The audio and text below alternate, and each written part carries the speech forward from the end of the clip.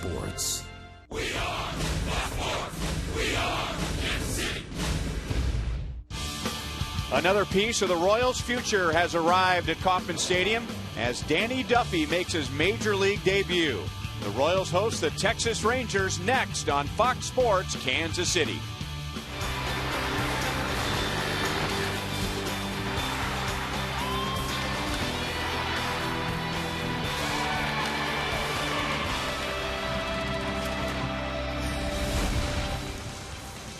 The Royals go from one first-place team to another. After two against the Cleveland Indians, now the Texas Rangers are in for two beginning tonight. Hi, everyone. Welcome back to Kauffman Stadium. I'm Ryan Lefevre with Royals Hall of Famer Frank White. And the Royals sure caught the Indians at a bad time, to say the least. And now they might be catching the Rangers at a good time. Well, you're right, Ryan. The Rangers have some big names out of their lineup. Josh Hamilton, Nelson Cruz, and a whole host of pitchers. And without those guys in there, that offense is definitely not the same. So this will be a good opportunity for the Royals offense to get going. By contrast, the Royals have four major leaguers on their disabled list, and that includes Kyle Davies. It's official now. He's on the disabled list because of a sore right shoulder, and because of that, Danny Duffy will be making his Major League debut tonight. So, Danny Duffy, a 22-year-old, makes his debut. Last night, it was Everett Teaford making his big league debut. And I tell you, Everett Teaford had every reason to be nervous in that first outing last night, Ryan, but he made that sixth inning look pretty easy. He had a couple easy ground balls and was out of the inning in no time. And another strong outing last night from Aaron Crow. Well, you can't say too much about Aaron Crow. He was dominant again last night, one inning, and his normal stuff, 2 strikeouts. It is a team, and especially a pitching staff, that is full of rookies, and this may come as no surprise. The Royals' average age in their bullpen is 25 years, 89 days. That is the youngest in the major leagues. And speaking of youth, how about 21-year-old Eric Hosmer? A triple and an RBI single last night. Ned Yost has shuffled the lineup. Hosmer will hit third against the Rangers. We'll talk about Texas when we come back.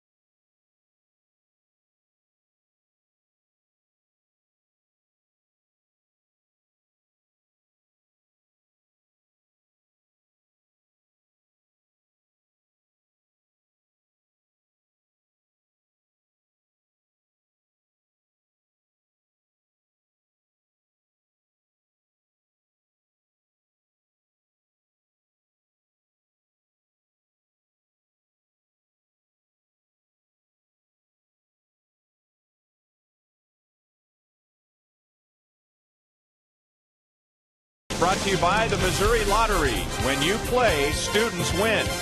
And by Southwest Airlines' new Rapid Rewards. Unlimited reward seats and no blackout dates. The Royals were swept in Texas last month in 3 games, and the Rangers hit 8 home runs. Well, Ryan, it was hot and windy in that series in Texas, and everything up in the zone left the ballpark. There's a low wind here tonight, so Danny Duffy will definitely have to keep the ball down. It is a much different lineup tonight than in Texas. Here's the Southwest Airlines Rangers batting order. Andy Chavez with Nelson Cruz on the DL is in right field.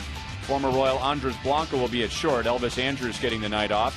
And with Josh Hamilton on the DL, David Murphy is in left. And with Julio Bourbon out, Craig Gentry is in center field. They'll be facing Danny Duffy for the first time. Well, Danny Duffy will be having a big case of nerves tonight, Ryan, getting that first game under his belt. But he will be featuring a fastball, curveball, and a changeup to the Rangers. And he should throw strikes with the way the Royals have played defense this year. And here's how they're lined up tonight. Presented by Ram Trucks. The Royals have been errorless in their last 7 games. In a moment, we'll show you the Royals lineup. Ned Yost has made several changes, but one of those changes is not Melky Cabrera. He will remain in center field. He'll remain in the number 2 spot. And the last time the Royals faced Alexio Gondo, he had 3 hits. The first pitch is next.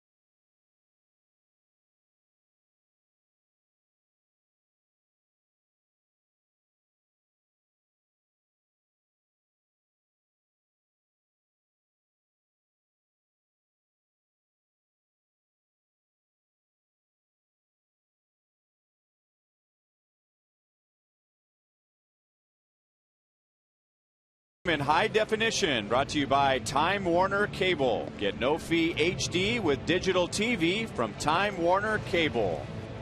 Getting ready for the Royals and the Rangers, Danny Duffy's major league debut, and we go out to left field for Joe Goldberg.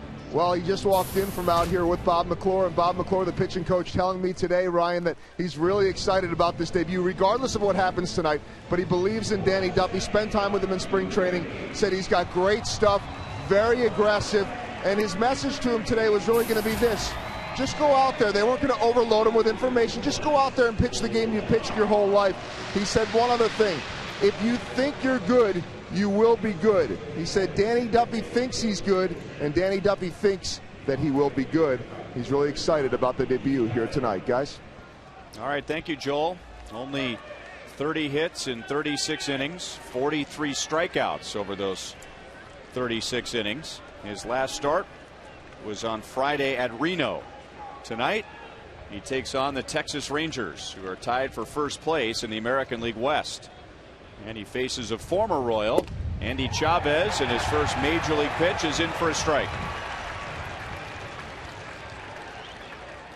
Chavez leading off with Nelson Cruz on the disabled list. Cruz a middle of the order hitter, but Chavez playing his position in right. Good fastball at 96, and it's 0-2. Well, that's good to come out and establish that fastball right away in the strike zone. And you know, a lot of times when you have that 96-mile-an-hour fastball, you tend to lose velocity early because you overthrow. But he looks like he's throwing free and easy, and the ball's coming out of his hand really well. Curveball stays high and inside. Chavez is 5 out of 18 since being called up by the Rangers.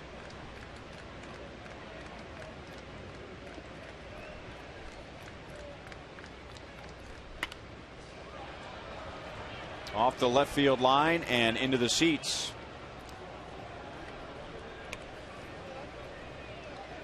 Overcast tonight, and that wind continues to blow in from right field. 63 degrees. We started right on time, and the time and temp is brought to you by the parking spot. Easy to spot, easy to park. The parking spot at KCA, and it is sweatshirt and light jacket weather. First two games of this homestand were mostly sunny and temperatures in the mid 60s, but down into the lower 50s by the time the game was over, and the crowd is prepared tonight. Jammed him, and Escobar can't get it, so Duffy made a great pitch. Nonetheless, Chavez has a game opening single. It's nice to see him want to force that fastball in there, and Chavez, it was really boring in on him, and he got the bat hit inside the ball, and the lefty, is hard to break a lefty's bat anyway, but he sliced his pitch. The ball just kept running away from Escobar. He thought he had it at one point, but it kept going away from him. He said he jumped on the wrong foot there.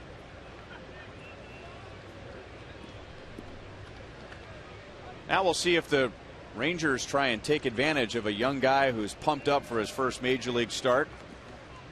Maybe try and hit and run or straight steal. And Chavez moving around over at first, trying to distract Duffy. And another good fastball, and he throws it by Andres Blanco.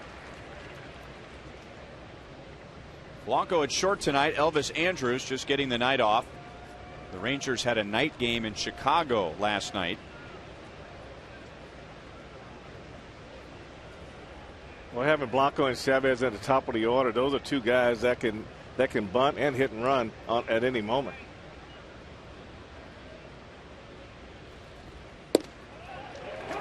No balls, 2 strikes.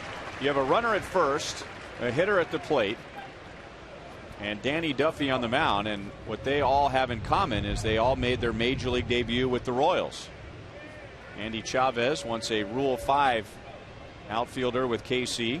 Andres Blanco in 2004 made his big league debut with the Royals. He was 20 years old, and that is still the youngest position player to play for KC. And now 22-year-old Danny Duffy, and he flips over to first base. Danny Duffy, born in Goleta, California, just north of Santa Barbara. He went to Lompoc High School, which is about 2.5 hours north of Los Angeles. And the Royals in 2007 took him in the 3rd round. Still 0-2. Duffy was going to go to Cal Poly San Luis Obispo before he signed with the Royals. In 2008, he was the Burlington Bees Pitcher of the Year. In 2009, he was a Carolina League All-Star, and last year he played with several other Royals on that Team USA club that played in the qualifying tournament. Down and away, 1 ball and 2 strikes.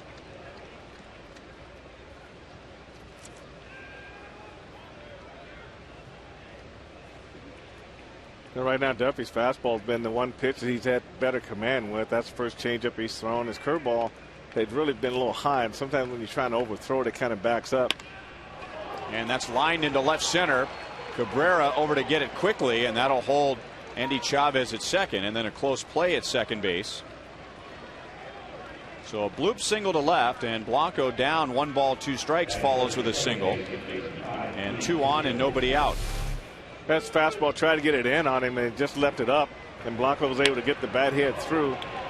But I think once he starts getting his curveball over and his changeup over a little more, then that fastball will do a lot more good for him as far as getting it inside on the hitter and things like that.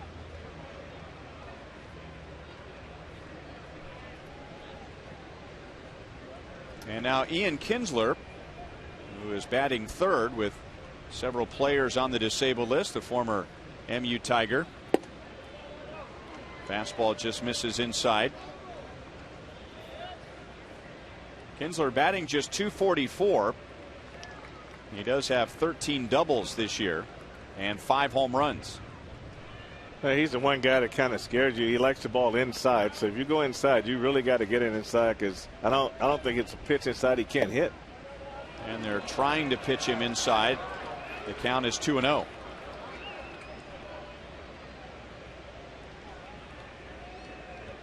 Everybody's trying to do their best tonight to help Danny Duffy by just downplaying this game. Just go out and play the game, pitch the way you normally would, but everybody will feel a lot better if he has a good first inning, including Danny Duffy. 2 balls, 1 strike. And from Aaron Crow right down the line, all the rookie Royals pitchers this year, just get that first inning out of the way. Go back to the dugout, catch your breath, and then after that it seems more like just another baseball game.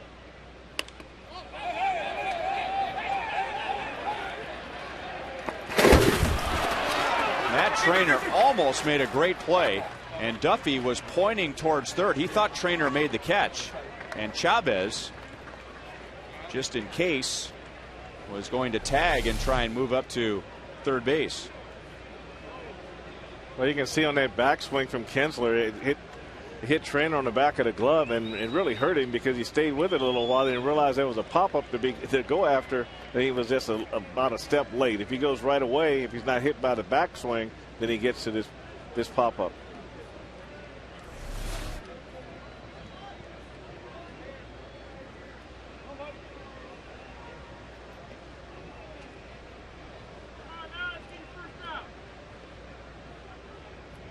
Once again, Chavez catching Duffy's attention on the bases.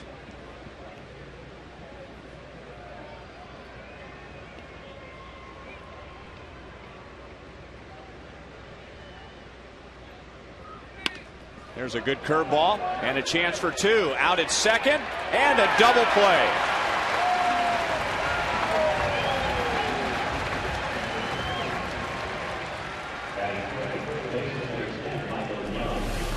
Well, Danny Duffy went with the curveball here after to stand with the fastball, and Kinsler hits over the top of it. Routine ground ball to Escobar at shortstop.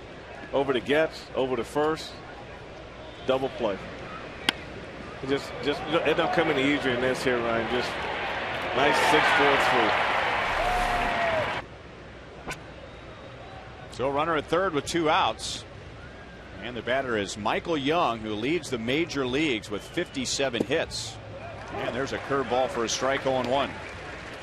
He is batting .343, 4th best in the league.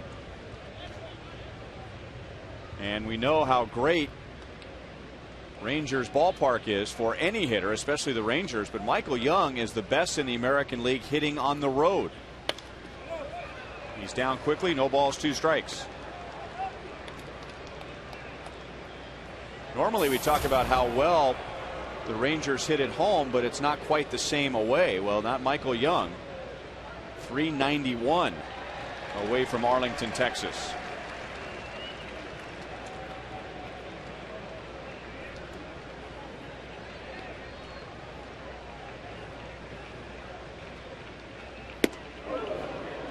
Almost threw that one to the booth. Matt Trainer wanted it up, but I didn't. Not that high.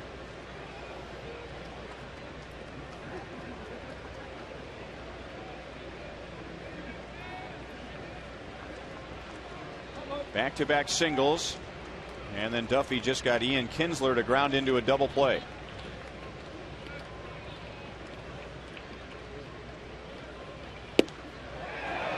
Two and two.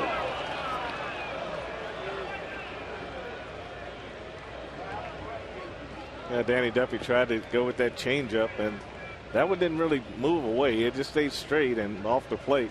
But with the fastball at 96 and that good arm motion that he has on that changeup, he should have success with it. Just missed and no swing, so the count goes from 0-2 to 3-2. That's it. It's right at the top of the strike zone on the outside part. I'm sure that's where he wanted to be. He probably didn't want it up that high, but you know, I think you just got to keep working with Mike Winters and really get the strike zone where he wants it. And a walk, so he let him get away. And let's face it, Frank, that's just the way the game goes. At this point, the 12-year Major League veteran is going to get the borderline call over the kid making his Major League debut. Right, the window gets smaller. In AAA, you have a big window, and here the window gets about 18 inches, and they just paint you in a tighter corner, and so you have to make, you know, more actual strike pitches up here because guys like Michael Young won't swing at those pitches. And now a very dangerous hitter in Adrian Beltre. Yeah, he's a fastball hitter. I mean, he goes down on one knee to get if he sees one he really likes. But really, the one pitch that Danny's had trouble with a little bit is the curveball. That's the one pitch that he maybe 1 out of 4 that he's thrown has been for a strike, and just overthrowing it and kind of squirting back, like backing up a little bit. But if he gets command of that, it's going to be okay.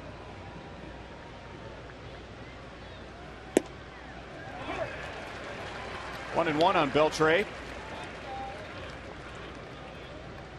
He, along with teammate Michael Young, among the league leaders in RBIs. Only Adrian Gonzalez has more than Beltre. Beltre and Michael Young are the best duo in the league. They've combined for 64 RBIs. Popped up. And Hosmer straddling the line makes the catch. So Danny Duffy and a stomach full of butterflies head to the Royals dugout.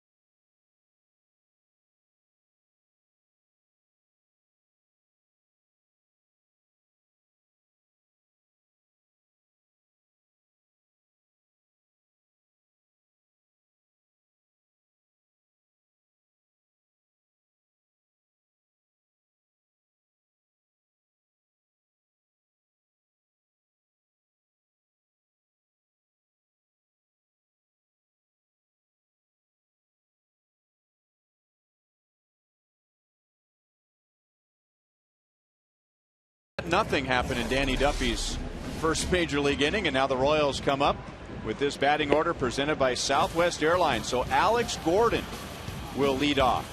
He has batted in the leadoff spot before as a pinch hitter, as a replacement. He has never started in the leadoff spot. So Eric Hosmer will bat third. Jeff Francoeur bats fourth now. Billy Butler fifth. Wilson Betemit, Matt Trainer move up. Chris Getz now in the number 8 spot. You got all that? I got it all. Alex Gordon, I talked to him before the game. Last time he started in the leadoff spot was in high school. Royals facing Alexi Ogando, who has been a big surprise for the Rangers. He is 4-0. He has not lost in 37 appearances. That's back to last year in July when he lost at Boston. He was a reliever all of last year with Texas, and now in the rotation this year after Tommy Hunter went on the disabled list with a groin injury. And now Ogando has the 4th best ERA in the American League. Alex didn't mean to. 1 ball, 1 strike. Alex 1 out of 8 in the Cleveland series, dropping him down to .284. The on base percentage still good, .343, and that's one of the main reasons why Ned Yost bats him leadoff. Doesn't look like he's picking up the ball very good out of Ogando's hand. Well, Ogando, one of the strengths he have is throwing strikes. See, the command of the strike zone has really been the key. He'll be throwing 2 types of breaking balls, one at 84, one at 82. We call them both sliders, but the 84 is probably a slider, but the 81 is probably just an in-between curveball, get me over curveball. But it just, 93, 94 in his fastball. It kind of sneaks up on you. Anything high, it's going to have a little more jump to it. You can see that ball there. When Alex can miss a swing, you can just see the ball starting to go up, and you hit the bottom of the baseball. And going up at 97 miles an hour.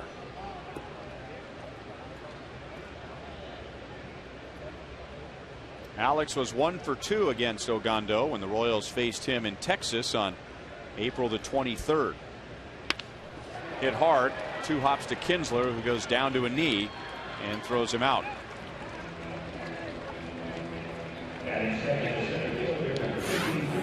And speaking of Alex leading off in tonight's Sprint You Call It question, what is the most important quality in a leadoff hitter?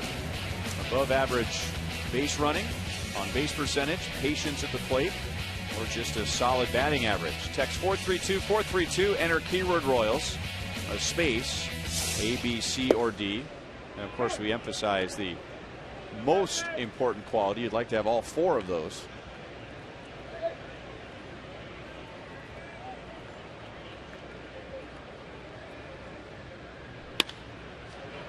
Kinsler again, a more difficult play, and he turns all the way around and throws out Melky. That's the first time that Ogando has ever retired Melky Cabrera. He had 3 hits against Ogando back in April. Here are the Rangers defensively, and they have had a poor year this season. They have committed the most errors in the American League, and one of their best defensive players, shortstop Elvis Andrus, is getting the night off. Rangers committed 32 errors in their first 35 games. And I imagine that kept Ron Washington up late at night staring at the ceiling, because that was one of his specialties as a major league coach, was improving team defense. Especially on the infield. He wants the infielders to play very good fundamental baseball. But a lot of times when you're moving guys around a little bit, you're not going to get that same consistency of play. And I think that hurts your defense more so than anything else. So Eric Hosmer batting third.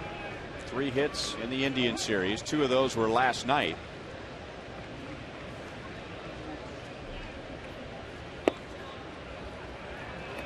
Two balls, 1 strike. Second time that Hosmer bats in the number 3 spot.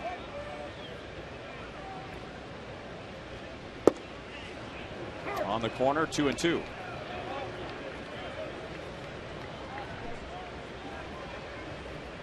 Hosmer not with the Royals when they saw Ogando back in April, so this is his first look at the Rangers' surprisingly successful right-hander. 3-2.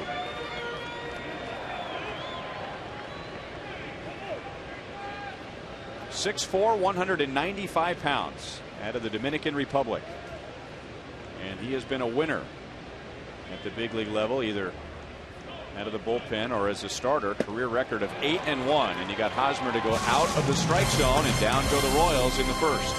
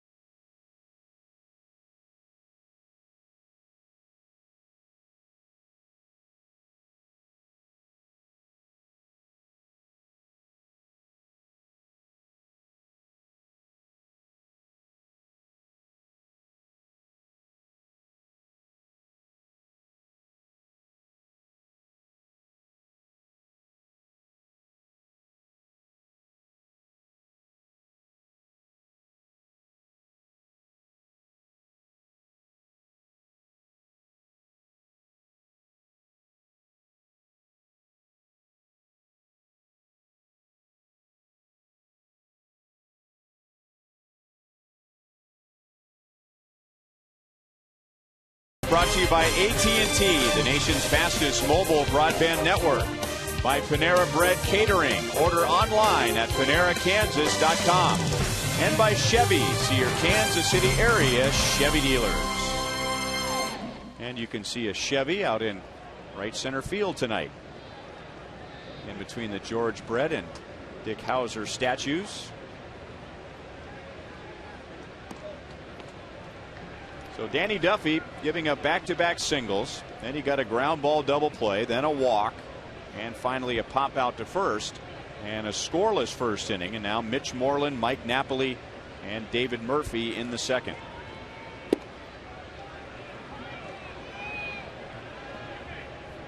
Mitch Moreland hitting at .287. He has been bothered by a sore left hamstring, so Ron Washington has him in there as the designated hitter tonight.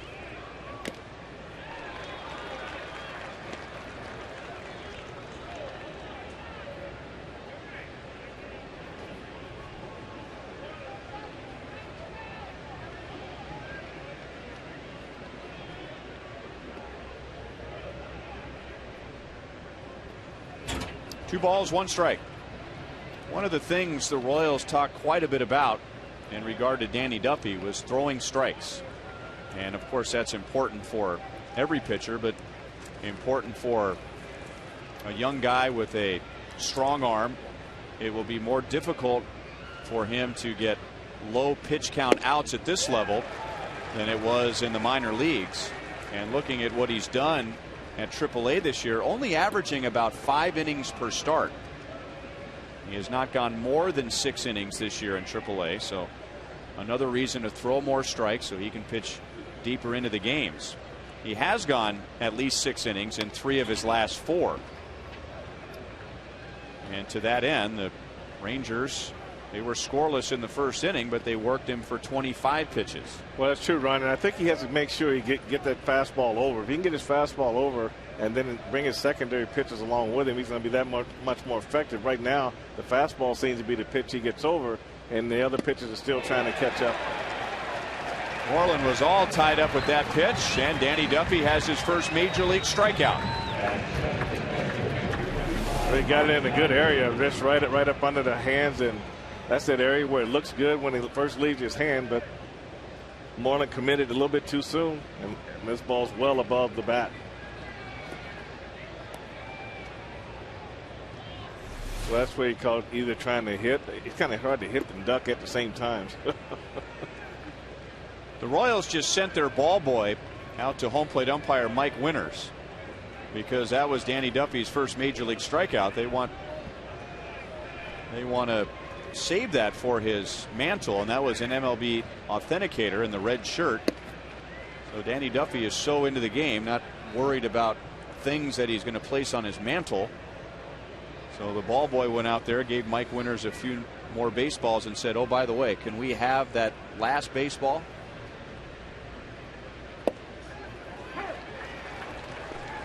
Well, the game has changed a lot, and I think that the MLB authenticator really adds a lot more importance to your milestones in the game, because now they've been documented right on the spot, and there's no question about it later on. Good changeup, 1-2 on Mike Napoli, who always seems to get a big hit against the Royals, whether he's with the Angels or now the Rangers. He had 2 home runs against the Royals last month, but he's in the middle of a 6-for-46 slump. Just missed 2-2. Well, we've seen a lot of those slumps this year by some pretty good hitters, and that Mike Napoli likes the ball up across the plate. He has good power to right center field, but if you get it down, he can turn on the ball. 3-2. 6 home runs for Napoli, but only batting .205.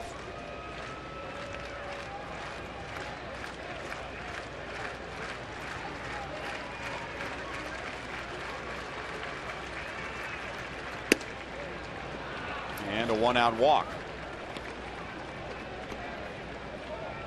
So Duffy's second walk.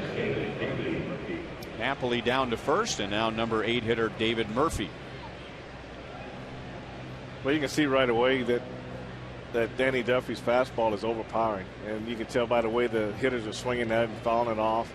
They're just taking that fastball and be more consistent with it. I think he's going to be okay. The changeup is awesome. I like the way his release on the changeup comes in there.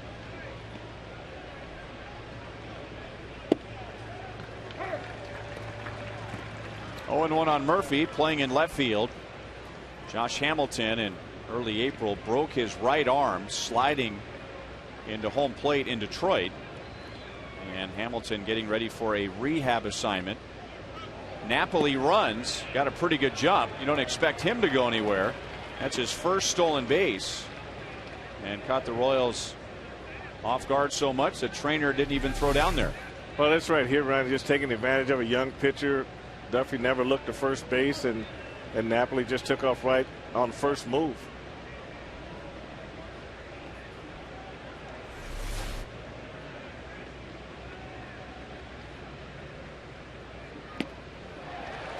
One ball, 2 strikes.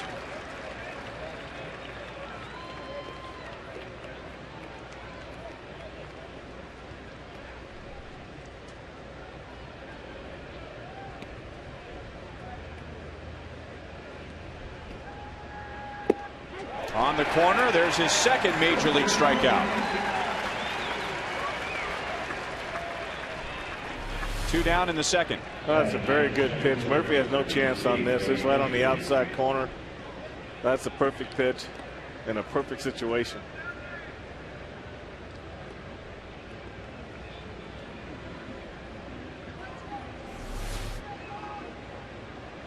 And now number 9 hitter Craig Gentry.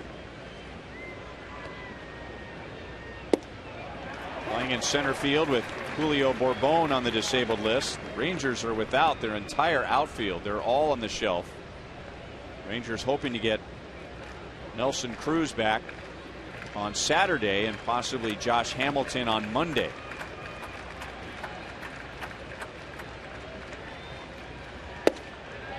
Great pitch, 0-2. I love the way he drives that fastball down to the bottom of the strike zone. He's working it in and out. And a first pitch curveball for a strike. That's also a good sign there.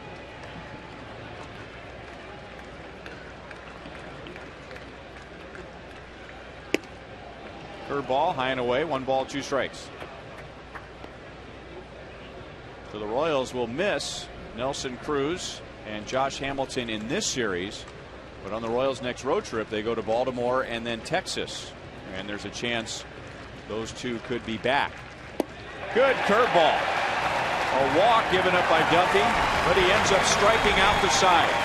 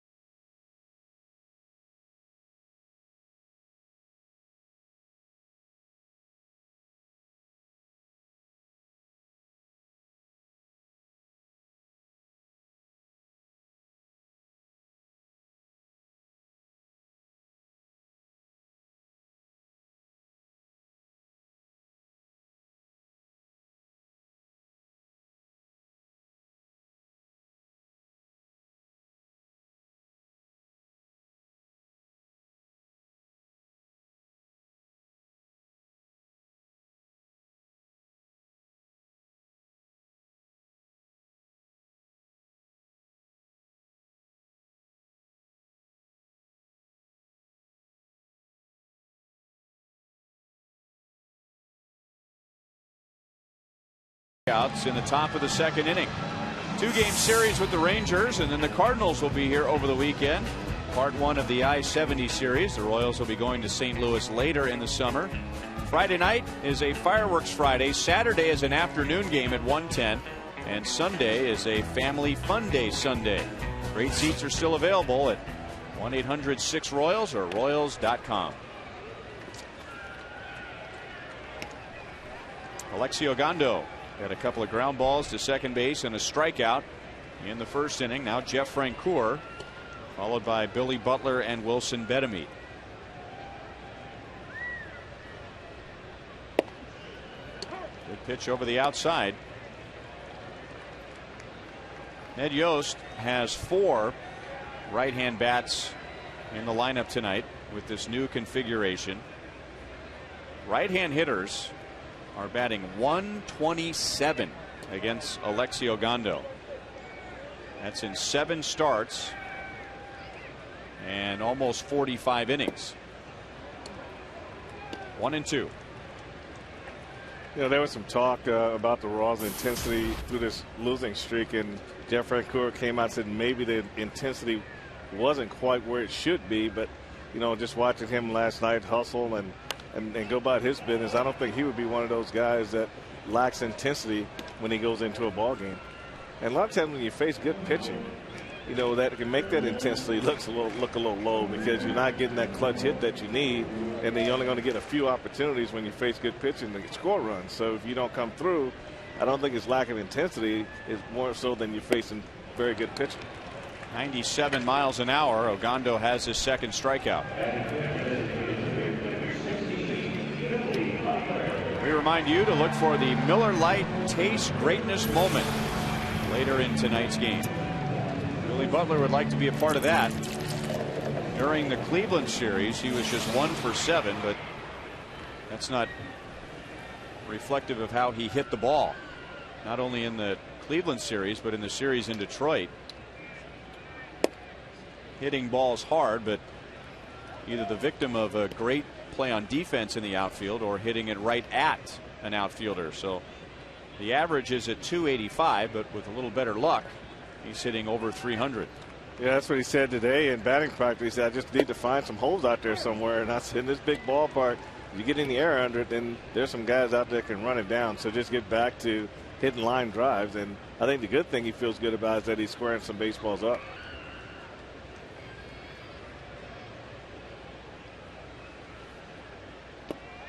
Two balls, 1 strike. We told you when we came on the air tonight that the Rangers swept the Royals last month in Texas, and they hit 8 home runs. So the focus on what they did, but part of the story was what the Rangers pitching did to the Royals. And they held Alex Gordon, who was batting 3rd, and Billy Butler, who was batting 4th, without an RBI. And they pitched Billy particularly well. He was just 1 out of 11. And that's a series where the ball was blowing, the wind was blowing straight out of the ballpark. So it's just a matter of just getting the ball up in the air. 3 balls, 2 strikes.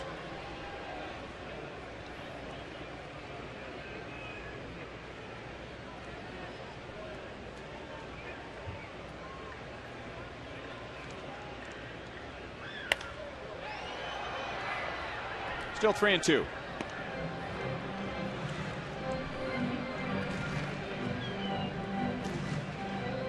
Well, if you're going to throw Billy a strike, that's where you want to be, in the strike zone. Well, every pitcher wants to be down there right across the board, and every pitcher coach is going to say you have to pitch down. There's some guys that you don't want to pitch down, but you have more success pitching down than up. Pulled to Blanco. His throw is in time, and there are 2 away in the second inning. So the Royals' recent slide is that a result of good pitching, or the Royals not being on top of their game on offense? It's probably a combination of both. But look at the combined ERA by starting pitchers in the last 10 games against the Royals. 2.50. And that's huge. And I think you might have to go back in those games and see what the batting average is when runners in scoring position and really give you a real good read on what opportunity you had to score runs in those games. But you see that list of names right there. Those are just top pitchers in the game.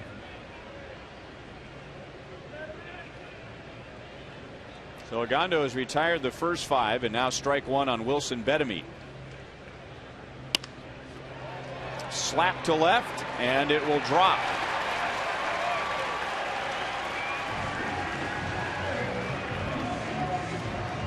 Runner at first with 2 outs.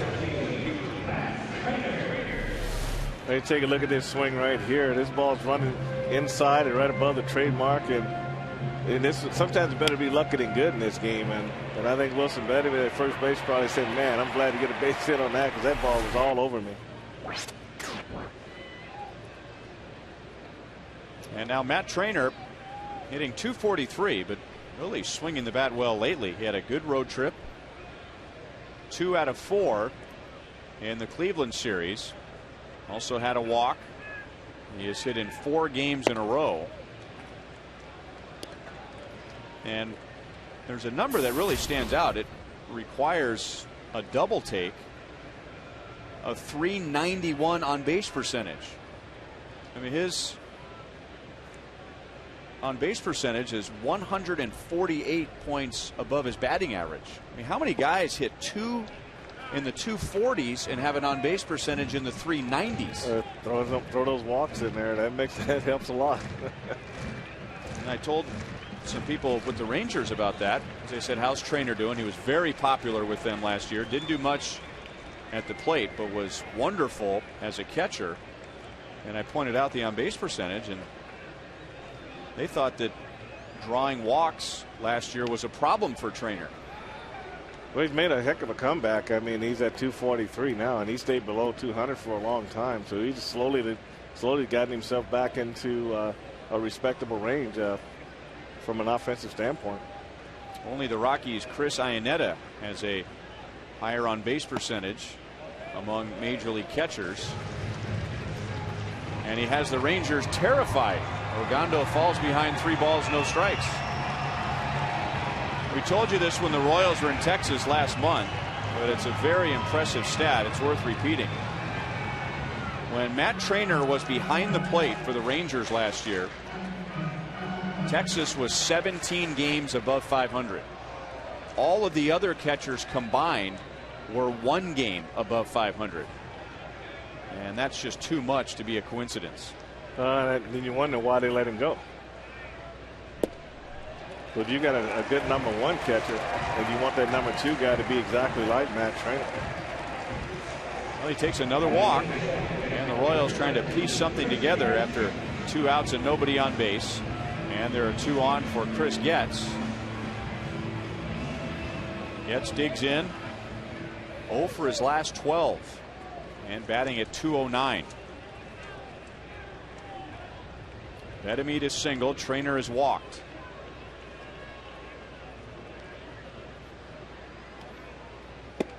Ned Yost mixing up the lineup for obvious reasons.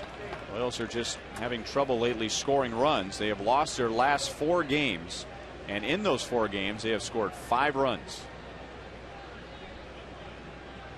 Well, that would make any manager scratch his head, and to make a hitting coach scratch his even more. So they are going to bounce it around. They're going to try to find a combination that works. All of a sudden, Alexi Ogando, who had only walked 10 in his first 7 starts, he has lost the strike zone. He has missed with 6 in a row.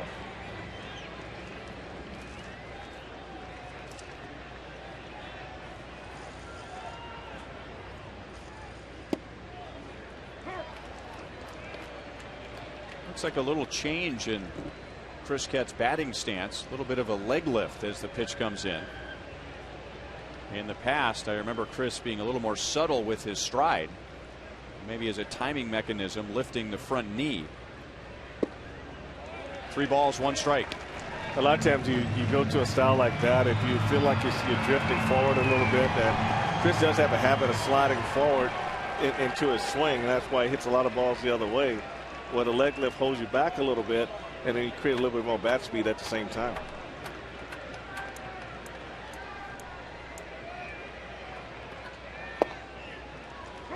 Three and 2.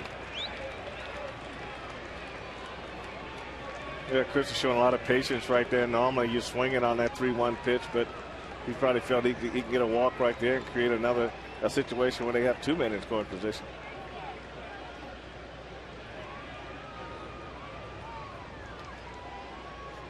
Blanco was starting to move in behind Bedamit. He didn't dart for the bag, but enough for Ogando to notice.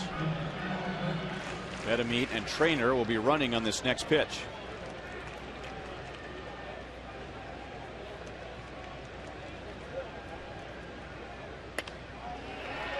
Still 3-2.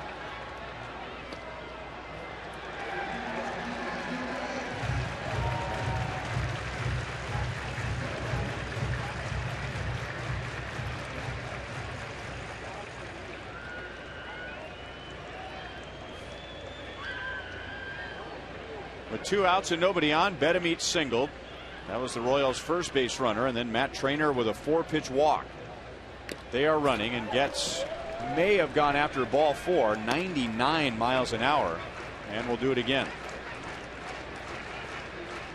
I'm sure he's probably thinking anything close, I got to try to put the bat on it. And Ogando's on all the way to 99. That might be the top so far.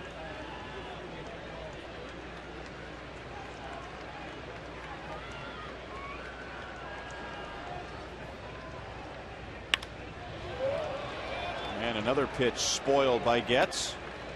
Still 3 balls, 2 strikes.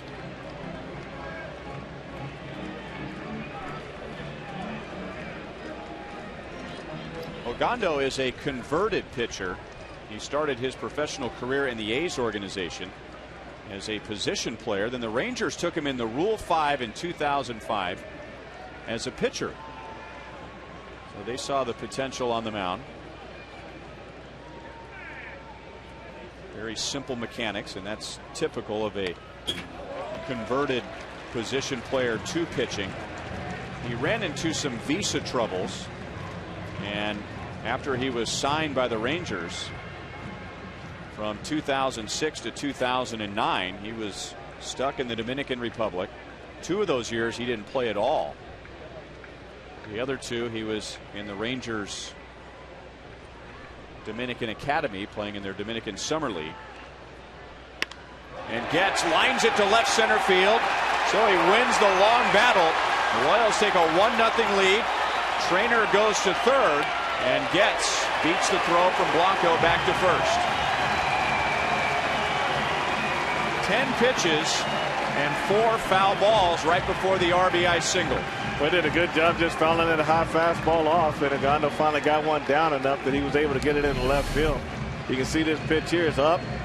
Chris stays right on top of it and hits a line drive in the left center field right here. And with the runners running on the pitch, it makes it easy for Wilson Bedamit to score, but he was going all the way in that area. He had enough pitches there to see it. Finally got one low enough to hit. You see Wilson come around. Trainer goes to third. Blanco actually had a chance to get Chris Getz at first base, but he hesitated on the throw, and he was able to get back into first base. So he goes around. He's almost halfway to second base here. You see him just get back in there at first base. That was a great at bat by Chris Getz right there, Rhino. He had some good fastballs up out over the plate. A little too high, but was able to foul them off. Got one down a little bit lower. Base hit the left field. And this started with 2 outs and nobody on. And now Alcides Escobar will try to add to the rally. First and third, 2 down.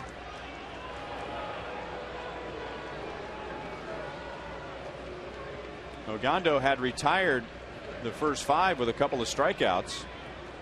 And then with the count 1 strike on Wilson Bedamit, he made a good pitch on Bedamit and jammed him, and Bedamit just muscled it into left field. And that ends up being a big hit. The Royals end up with a run.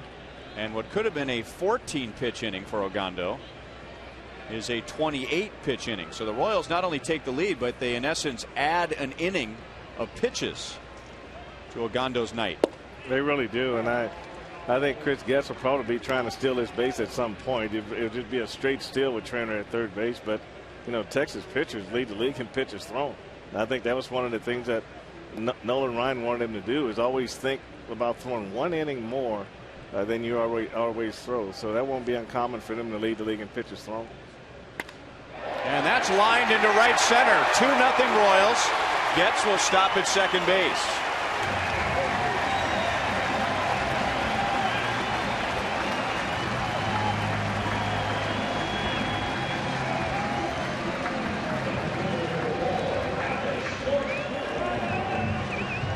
Alcides really took advantage of this slow curveball right here. This is just right out over the plate, right into his swing.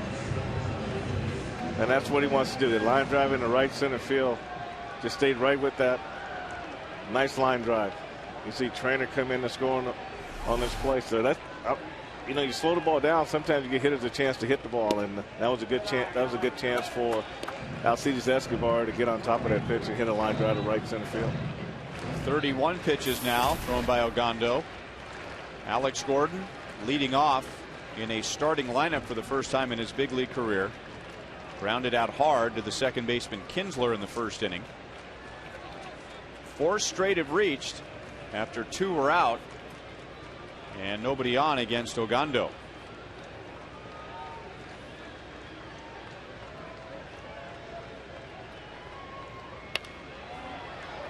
One ball, one strike.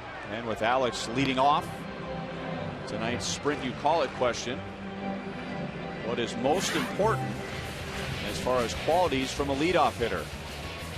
Speed, on base percentage, patience at the plate, or batting average?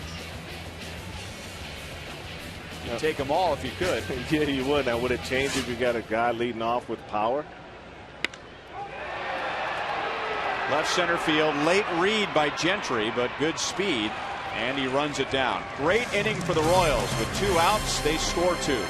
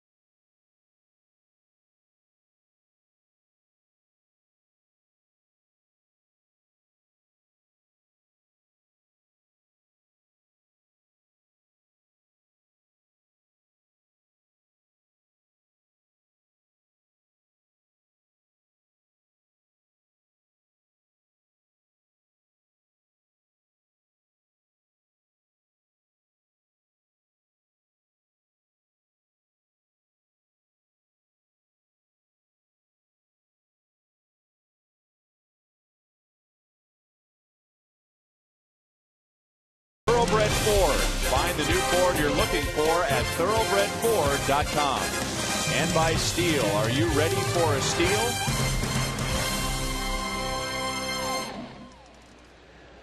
Royals fans of all shapes, sizes, and hats, we're ready for Danny Duffy's Major League debut. He has 2 scoreless innings. Got into trouble in the first, allowing a couple of hits and a walk, but there was a double play mixed in there. And then worked around a 1-out walk in the second inning when he struck out the side. Andy Chavez jammed badly in the first inning, but was able to hit a flare over Escobar at short for a game opening single.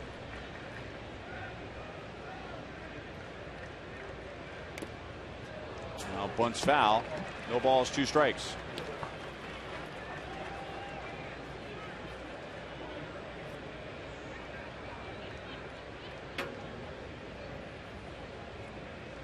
Chavez will be followed by Andres Blanco and then Ian Kinsler.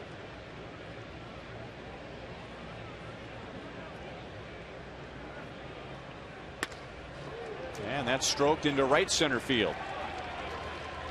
So the leadoff man is truly a leadoff man for the Rangers tonight, leading off both innings and getting a hit in both at bats. Here's tonight's Miller Lite Taste Greatness moment. And how about Danny Duffy in the second inning, striking out the side? Well, it just can't get any better than what he did right there. He strikes out Moreland. It comes back and gets Murphy looking. And here's a strikeout on Gentry swinging. He looked unhittable. He's got very good stuff. Yeah, just made a bad pitch there. Indy right there, 0-2. Just left a breaking ball out over the plate. So those are just things that you just learn as you go along, and you learn from those pitches. And this is where he's really going to be good at it. When he's down in the zone, on the inner half, outer half, elevate only when you want to elevate.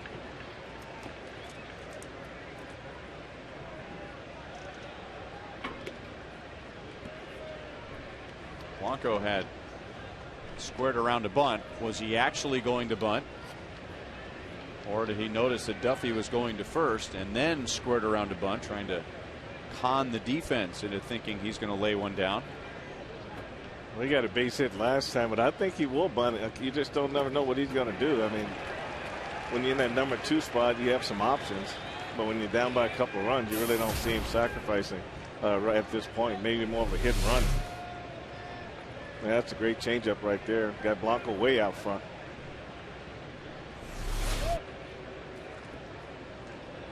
You know, a lot of times when you get hit and swing at pitches like that, Ryan, it's not because the pitch itself, it's the motion of the arm coming through, making it look like a fastball. And you think it's a fastball, and then you already committed, and when you realize it's not a fastball, it's too late. And remember, Andres Blanco with the Royals facing a left-hand pitcher as a right-hand hitter and trying to swing at a changeup thrown by the Tigers' Andrew Miller. Threw out his left shoulder and had to have surgery in 06. Another 0-2 pitch is lined to the outfield for a base hit. So like they did in the first, Chavez and Blanco begin the third with back-to-back hits.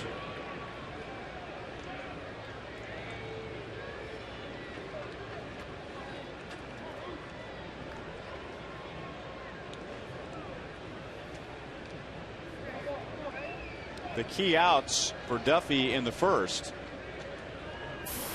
were 2 outs when Ian Kinsler grounded into a double play after base hits from Chavez and Blanco. Smothered by Trainer, 1 ball, no strikes.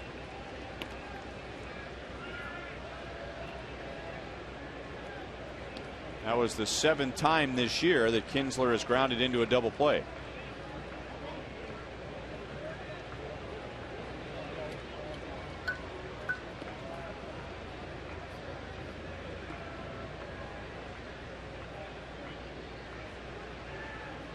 And now Kinsler bunts.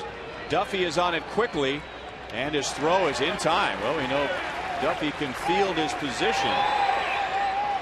Chavez had made a move to third base, and the Royals on the field had more than the dugout swinging at them. They had the crowd screaming at them. So everybody's into the game. And Kinsler tried to get the ball down the line and take advantage of Betterman being back. But you see, Duffy does a good job. He fields the ball in good shape, takes a step. Nice throw to Hosmer at first base.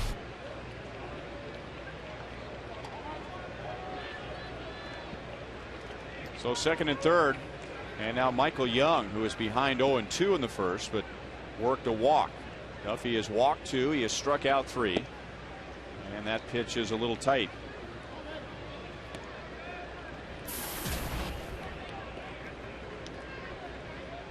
Fourth in the league in hitting, 4th in RBIs, and Michael Young leads the league with 16 doubles. And this is a guy that wanted to be traded before spring training.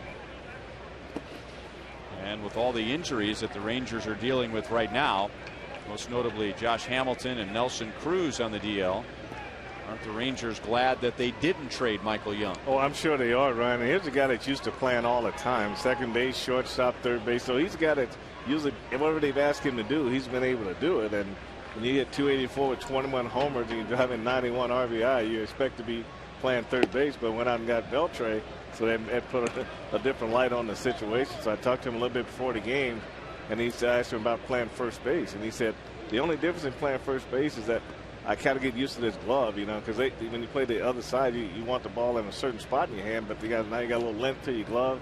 He said getting used to that has been the biggest problem. He walks again, this time on 4 pitches, and that's Duffy's third. So they're loaded up with 1 out. And Michael Young, to be perfectly honest, and I think he would probably say the same thing, he was not good at all defensively at first when the Royals were in Texas. I mean, he looked like a guy that was getting used to a new position and a new glove. So the bases are loaded for Adrian Beltre, who has hit 10 home runs this year. 2 of those home runs were against the Royals last month. He had 5 RBIs in the 3-game series.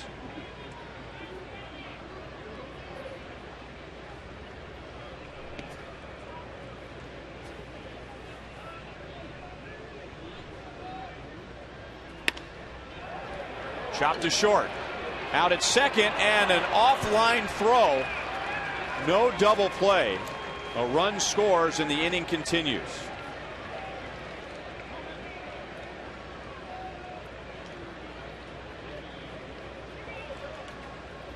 You know, Chris Getz was really fortunate to hold on to this throw from Alcides Escobar. Alcides had to double clutch it, and Chris had to come back and tag it with his hand. I mean, with the glove, but he also left that arm and wrist exposed to the spikes of Michael Young coming down from first base. You can see him double pump, balls to the right field side. Then he comes back around, and you can see how close he came to maybe getting that wrist spike. But heads up play by Getz as he spun around to put that glove on the base.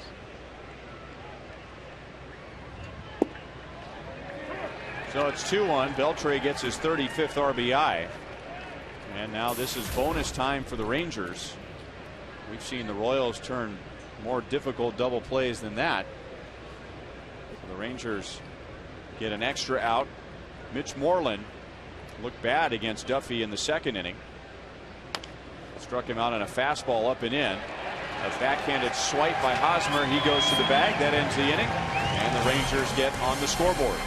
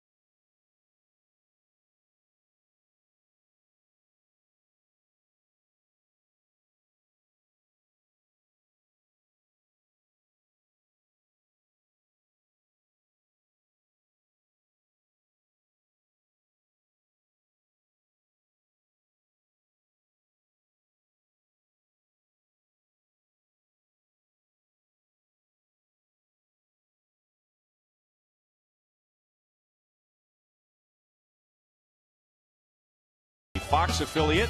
She was given a special award at the Win for KC Women's Sports Awards celebration this past winter. A coach for Girls on the Run, a 10-week program that teaches young women about eating healthy, staying active, and inner beauty. Coach Carly says she tries to teach girls the most important lesson of all: self-respect. And tonight, enjoying the game from the Buck O'Neil legacy seat right behind home plate. 2-1 Royals. Royals with 2 in the second. Rangers just got one in the top of the third. It's 0-2 on Melky Cabrera. He grounded out to second his first time up. Melky was 3 for 3 against Ogando in Texas last month. A couple of singles and a double, and now he's down on 3 pitches. And Ogando and the Rangers recognized he was going after that slider down and in, so they just stayed in there. And Ogando has 3 strikeouts. That's one of those situations where you don't change until the hitter make you change. What's interesting about those 3 pitches, they were all in the same spot. You know, you think 1 out of 3 would be elevated a little bit, but just perfect 3 pitches from Ogando. Ogando has also struck out Eric Hosmer. Got him to swing at a fastball up and away. This time Hosmer lays off that pitch.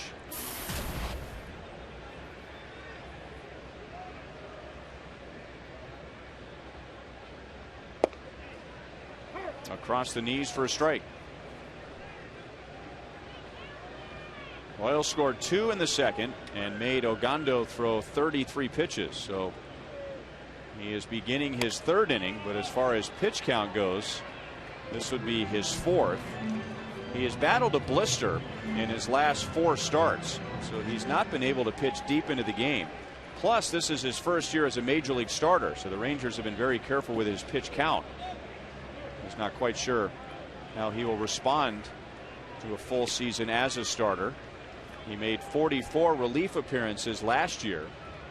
And as we mentioned earlier, he's in the rotation this year because of an injury to Tommy Hunter.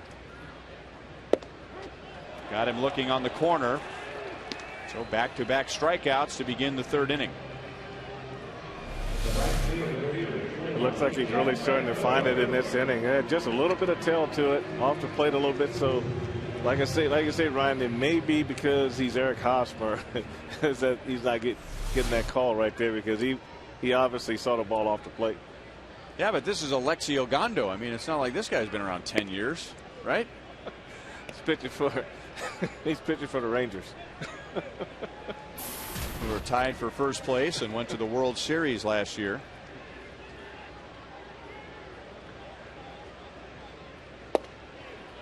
I bring up pitch count in particular for Ogando. It's always a good way to know where a pitcher is as far as how long they're going to stay in the game.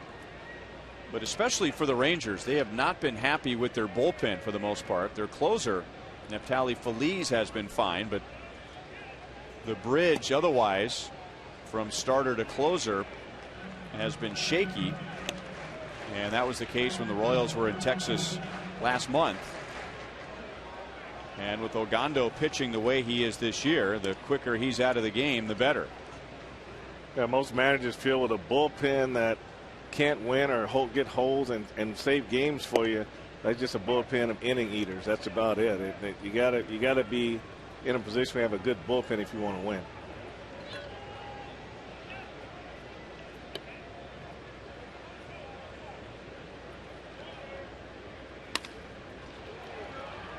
Rolled out to Kinsler, and after giving up 2 in the second inning, Ogando gets the Royals in order in the 3rd.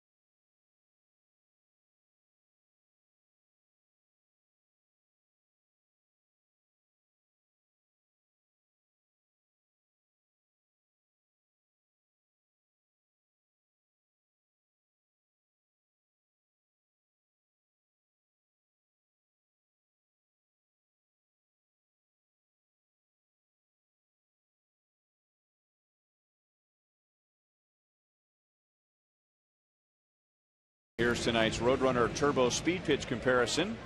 And the radar gun might be just as amped up as Danny Duffy. 99 for Alexio Gondo, 98 for Duffy. Now fast is even faster. Double your speed with Roadrunner Turbo. Well, if you got a chill in here tonight, you won't have it at those speeds right there.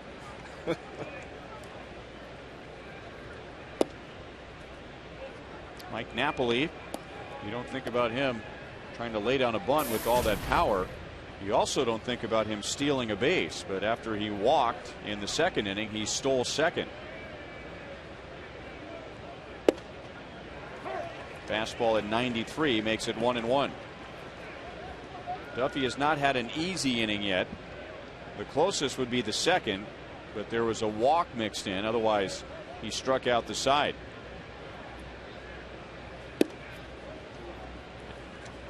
In the first inning, he gave up a couple of singles and a walk, but there was a double play ground ball mixed in.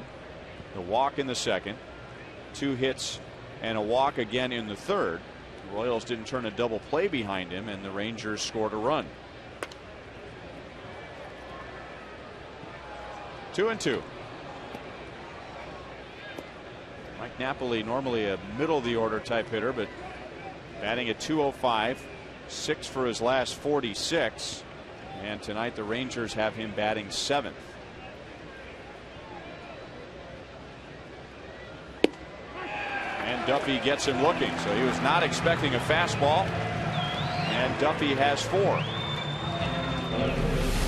Yeah, you always tell hitters, look for the fastball, try to hit off the fastball, and when you're down to your last strike, that's what you have to do. And this is a very good pitch by Duffy right here on the inner half of the plate.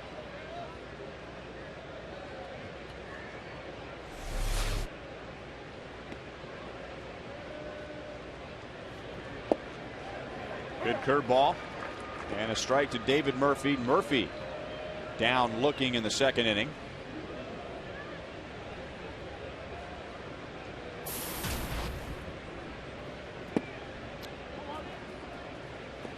One ball, one strike.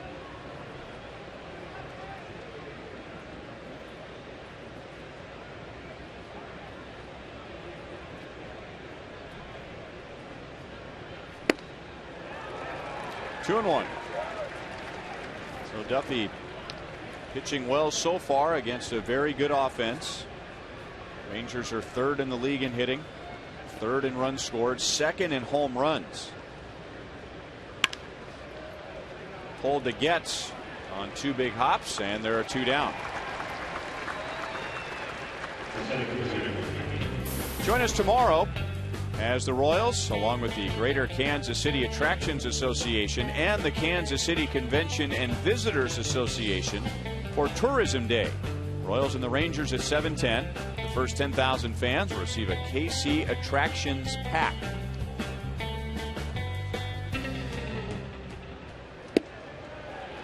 Oh and 1 on Craig Gentry.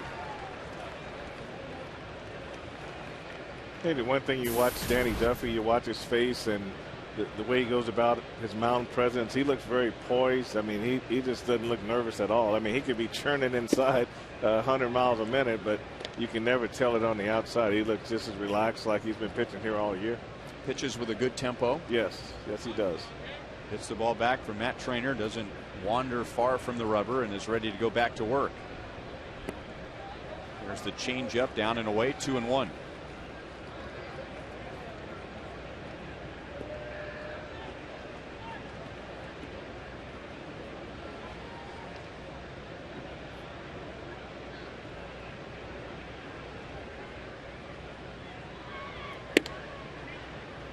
Three and 1.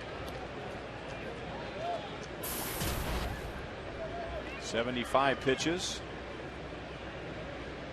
7 base runners in 3 2/3 innings, but only 1 has crossed home plate. Just foul. Bedamit playing it anyway, and Hosmer trying to scoop it out of the dirt. 3 balls, 2 strikes.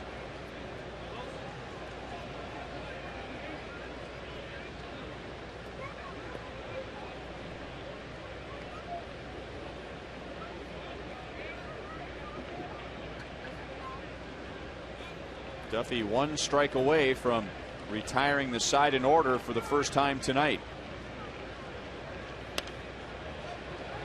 And we'll do it again.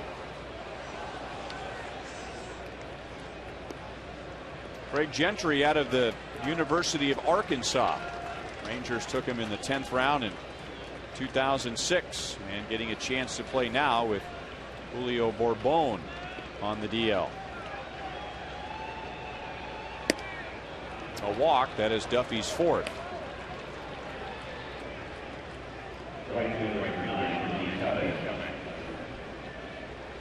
And back to the top of the order, and Endy Chavez, who has a couple of singles against Duffy. And he scored the Rangers' run last inning.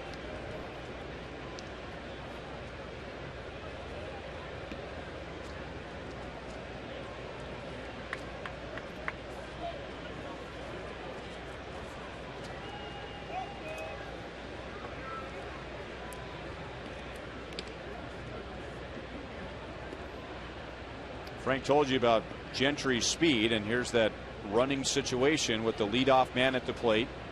2 outs, runner at first.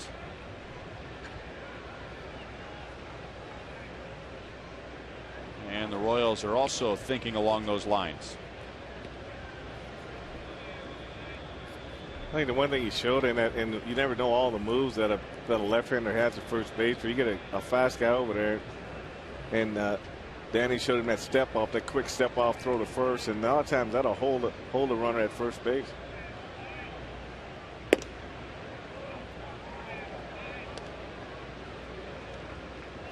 One 1-0 on Endy Chavez, who had a very serious knee injury a couple of seasons ago when he was playing for the Mariners. He collided with Yuniesky Betancourt, who was playing short. Both were going for a ball in shallow left field. That wiped out his 09 season, and he only played in 8 games last year. All of those games were in the minor leagues. Apparently, he injured his knee in 3 different places. 2 areas were surgically repaired. Another one, he just had to wait and allow it to heal. Seems like just yesterday, Endy Chavez was with the Royals as a Rule 5 pick. It was 2001. The Royals got him out of the Mets organization. He played 29 games in KC. Went on to play parts of 4 years with either the Expos or the Nationals. Played with the Phillies. Went back to the Mets. And with the Mariners in 09. The Rangers signed him last year knowing that he wasn't going to play in the big leagues. They signed him so that he'd be ready this year. But the once young player in the Royal system was a veteran in the Rangers minor league system last year, and I guess he was just great with the young players at the 3 different stops he made in the minor leagues. So another example of a player giving back to the next generation. Yeah, I talked to him in the clubhouse before the game, and he was really excited to be back, not only with the Rangers, but he was excited to be back in Kansas City. And he's really just gone from a Rule 5 guy to having a pretty good career in Major League Baseball. Earlier we showed you a guy out in the Pepsi party porch with that big fluffy top hat. I remember a road trip, and they were doing rookie hazing, and Endy Chavez had a very similar outfit. Runner goes, pitches high and inside, and Gentry head first in front of the tag. And that's the second stolen base for Texas tonight. Well, Danny did everything. He showed him a lot of different moves, but Gentry picks up the right move here, the high leg kick to get a jump on Danny Duffy on this pitch. He goes right into second base and beats it easily. The Met trainer had a tough pitch to throw to. That ball was up in the end on Chavez. He actually he was behind the hitter, and that made it hard for him to make that throw.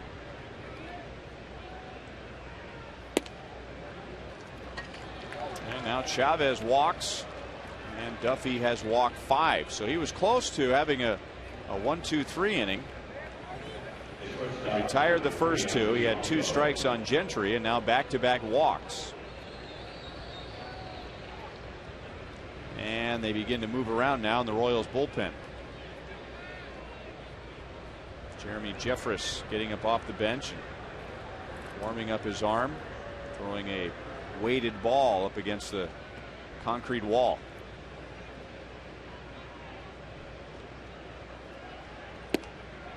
outside to Andres Blanco. But do you remember that? Were you still on the coaching staff in 01? I don't remember where we were going, but Andy Chavez had a bright red suit with red patent leather shoes and a big furry red hat. And normally the veteran players are trying to embarrass the young guys, but Andy Chavez looked great in his outfit, and he knew it. In fact, I think he wanted to wear that outfit again. Yeah, Kevin Shake just said he was awesome. Oh, man, and he wore his with style. Much to the chagrin, of course, to the veterans. Runners go. So once again, they catch Duffy not paying attention to the runners. And Gentry moves up to third base. And Chavez right behind him to second. Well, they know that Duff's got a lot on his mind, and they just taking advantage of the high leg kick. You know, Blanco saw him go, didn't offer to swing at that pitch. Well, I take that back. He was looking down at second base, but apparently they had picked up a pattern on him.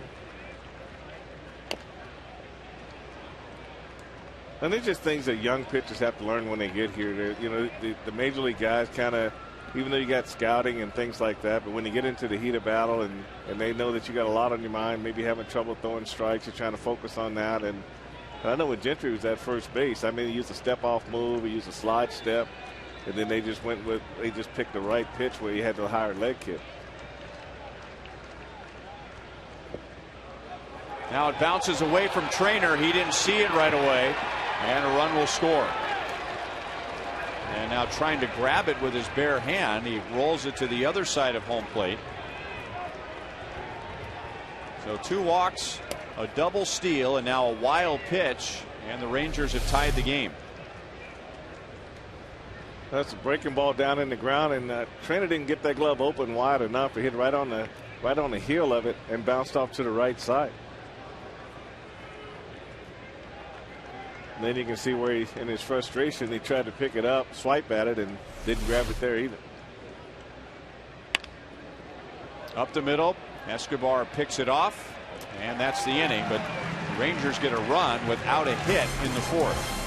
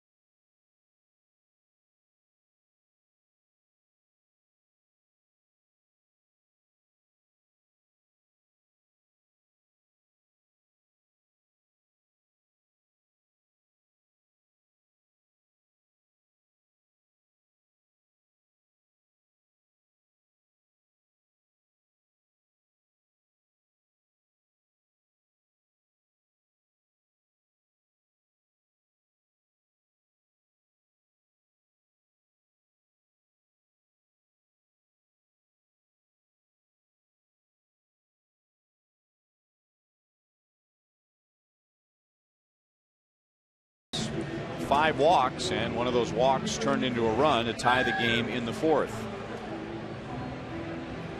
Royals scored 2 against Alexi Ogando in the second inning, and that came with 2 outs and nobody on. Chris Getz and Alcides Escobar, the number 8 and 9 hitters, driving in the runs.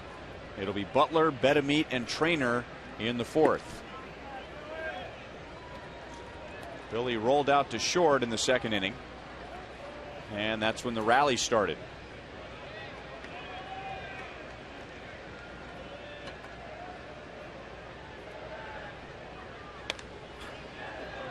1-1. Ned Yost was explaining before the game the decision to bat Billy Butler fifth. He believes that he is the Royals' best all-around hitter at the moment, even though he hasn't had a lot of hits lately. He is hitting the ball hard. 1 ball, 2 strikes. But when Billy gets on, if he's batting third or fourth, it takes 2 or 3 hits to get him to the plate. So bat him hopefully with men in front of him. Down around the end of the bat. Easy play for Gentry in center field. So you want Billy driving in the runs. You don't want to be in a position too often where he's on base and the hitters behind him are trying to drive him in. Well, that's true. And I mean, you got Cabrera, Hosmer, Francoeur, 3, 4, 5, and those guys can get on base and they can all score on a base hit.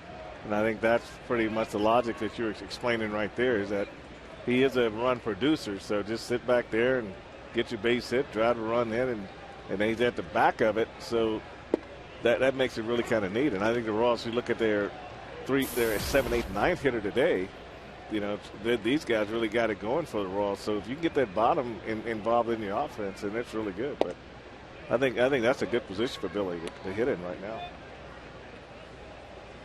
1-1 on Betemeet. He singled with 2 outs and nobody on in the second inning.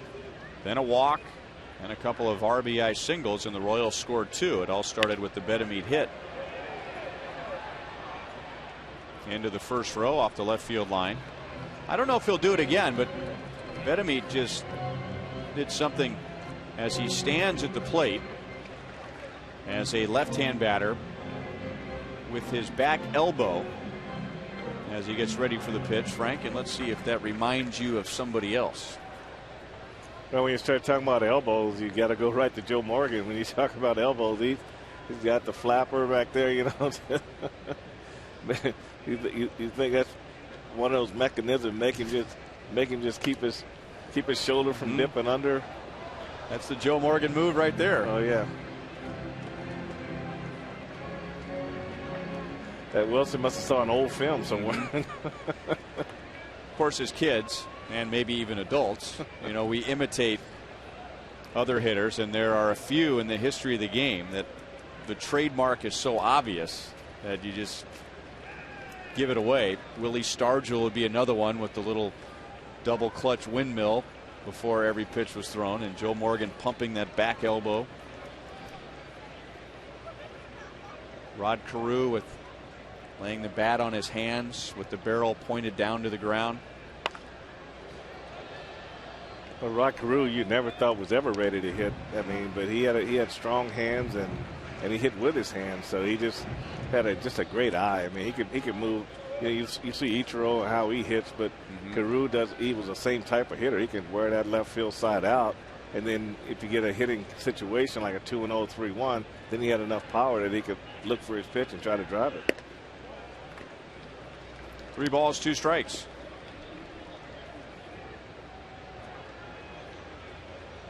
I think George Brett had one of those classic stances that everybody wanted to emulate.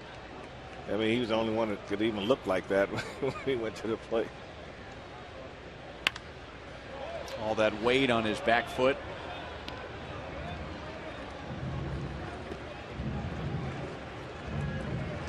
Pointing that front shoulder in. There it is, the chin right on the front shoulder. Not only that, John Mayberry could do that, but I never could get my chin on my shoulder. Takes some flexibility to do that. Oh, my goodness. That pitch was left up. Betemeet didn't quite get it, and Gentry runs into left center field.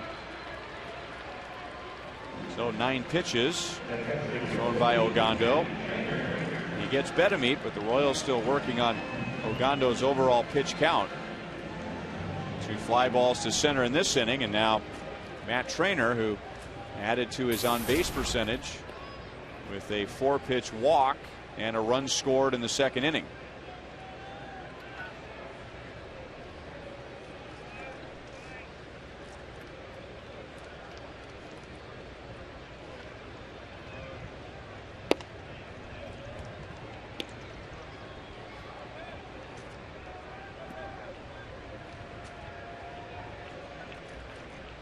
Ogando retired the first 5, then 4 straight reached, and now he's retired 6 in a row.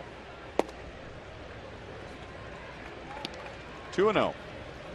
He hasn't thrown a strike yet in 6 tries to Trainer.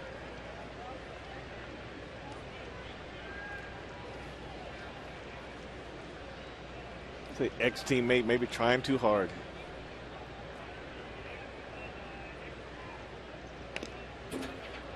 Two and one.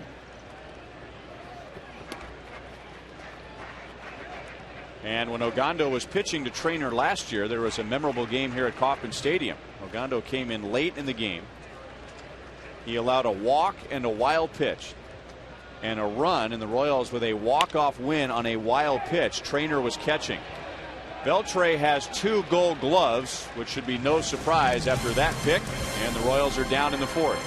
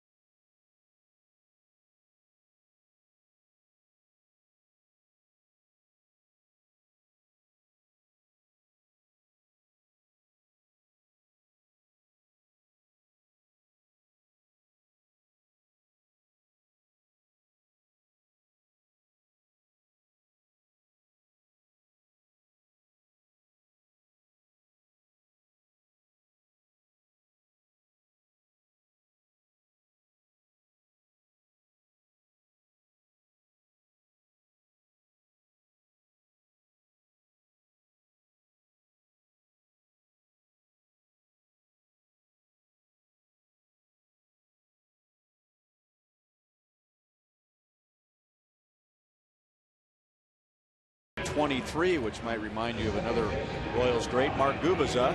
What do you think of Duffy so far tonight? Well, Ryan, I tell you, everything about it is the potential is there. Great fastball, curveball, changeup. But, you know, it doesn't surprise me with the little inconsistency in the strike zone. You know, right now you just looking at him just getting through this game, kind of getting his feet wet. But at the same time, you know, the Royals are still in the game. And that's what you want all young guys to do when they go out on the mound, is keep your team in the game. And he's been able to do that.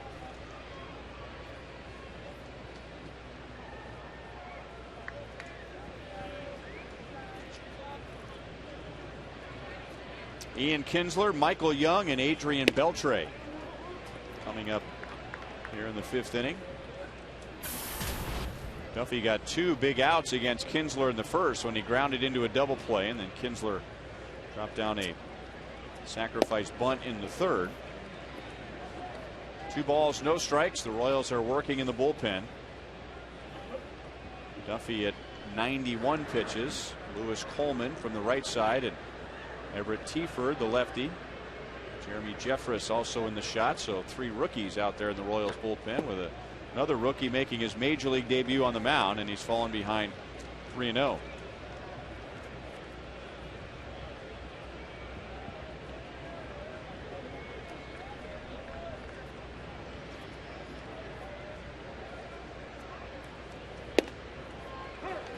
Three and one.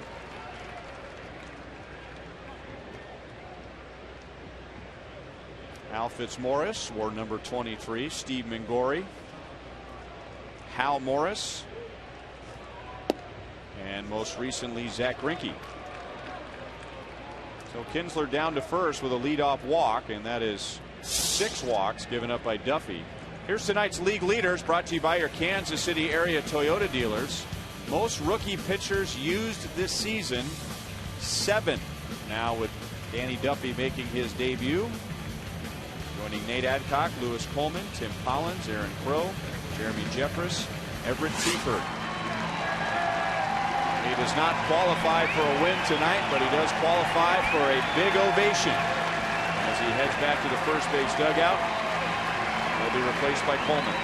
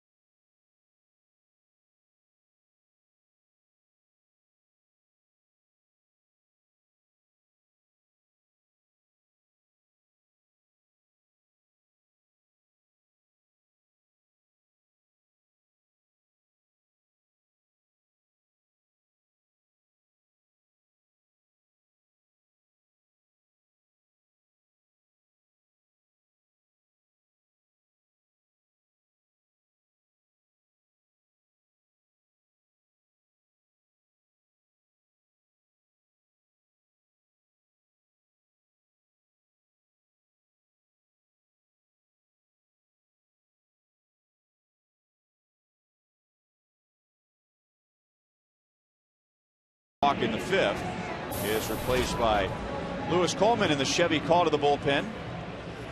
So Coleman comes on with Ian Kinsler at first base and nobody out.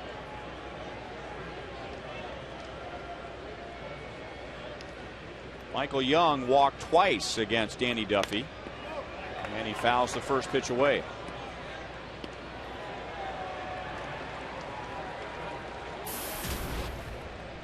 Appearance number 11 for Lewis Coleman, holding the league to a 143 opponent's batting average.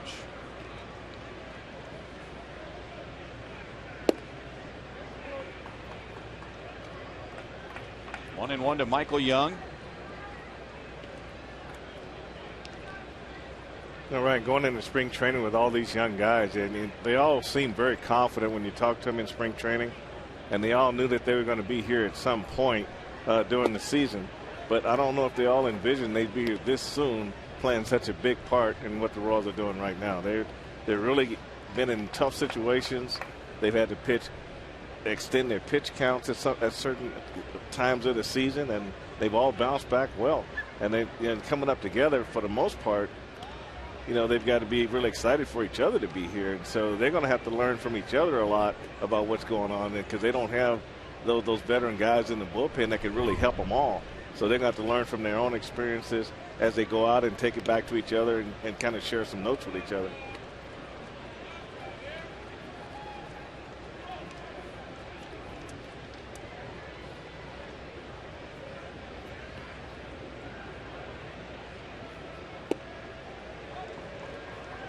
Three balls, one strike on Michael Young.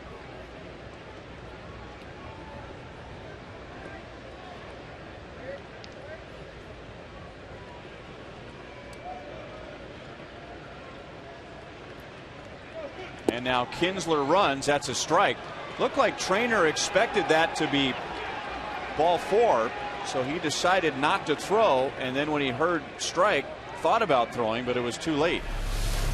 Well, you're right, Ryan. When you come out of there, you can't really anticipate what this pitch is going to be. You got to go ahead and let this throw go down to second base, and if the umpire calls it a ball, then you can always redo everything. But you can't depend on the umpire. 5 stolen bases tonight for the Rangers. Two were on a double steal. And Michael Young hasn't had to swing the bat tonight, which might be a good thing. He has 57 hits to lead the league. He's walked 3 times. And there are 2 on with nobody out as we find Joe Goldberg.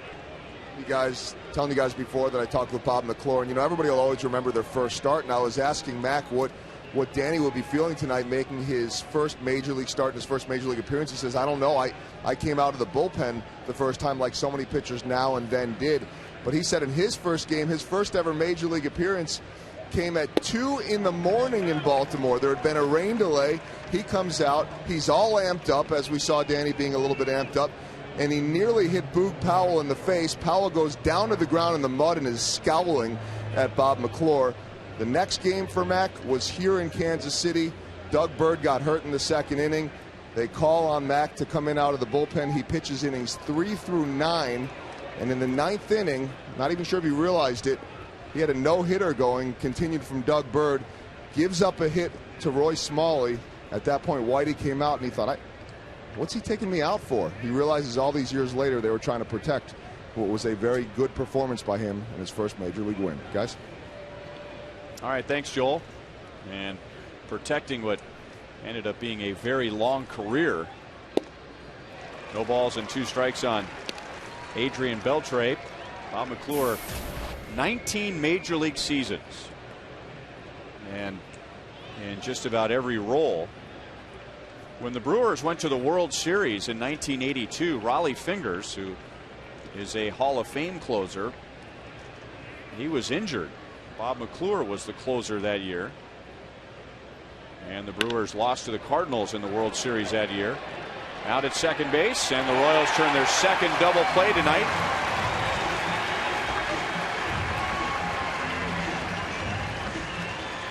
So that takes some of the sting out of back-to-back walks to begin the inning. Well, you're right. This ball's hit a ton. You know, Wilson Betterman does a great job of standing in front of it and giving Chris Getz a nice feed at second base. So that was a tailor-made double play when a ball's hit this hard. Coming across the bag. Got to get on that side. Got to get on the side of the bag where the throw's coming from. I can imagine Bob McClure hitting Boog Powell. Now, this is a big guy. You know, he was a big first baseman for the Orioles. Bobby probably sweated a few bullets. He was like Paul Bunyan, wasn't he? Oh, he was big. but he was a great fielder. I mean, he was part of that Gold Glove infield they had one year. Royals are setting up a righty-righty matchup here. Coleman pitching to Mike Napoli.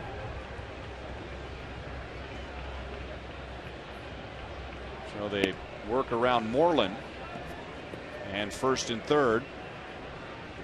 Coleman to face Mike Napoli. Take a look at tonight's AT&T trivia question with Danny Duffy making his major league debut. We ask you, who was the last Royals lefty starter to win in his major league debut?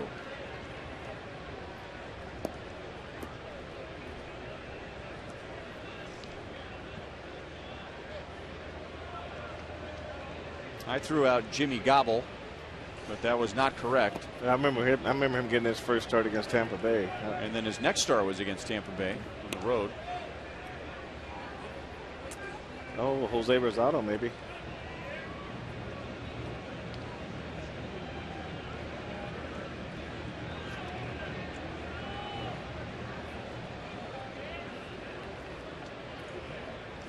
Napoli has walked and struck out, so 6 for his last 47.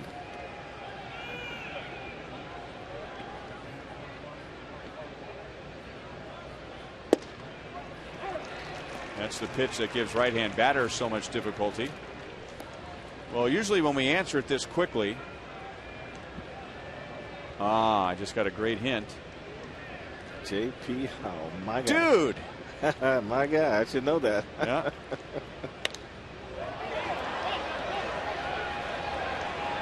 Trainer into foul ground. So Coleman comes on, gets the job done, and the Rangers lead 2 in the 5th.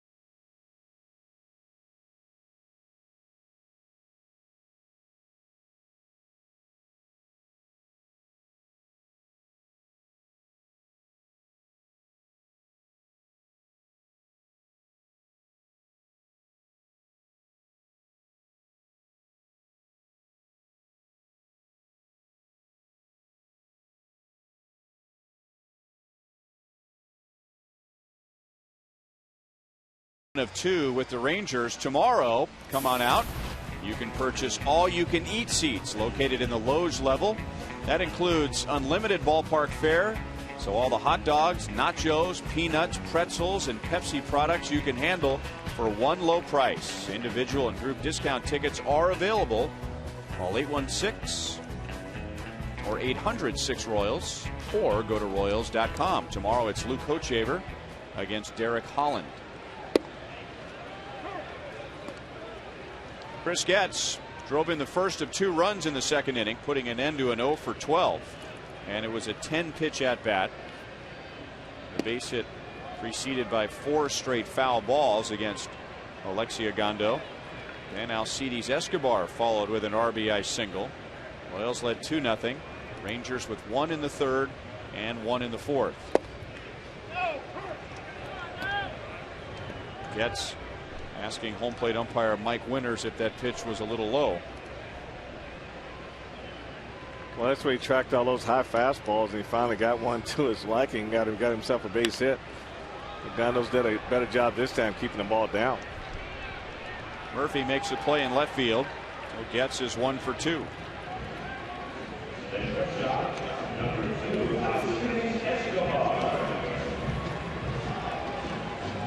Alexia Gondo got to the big leagues after just 49 innings pitched in the minor leagues. And among active pitchers, that is the 3rd fewest amount of innings before getting to the big leagues. But actually, it's the least.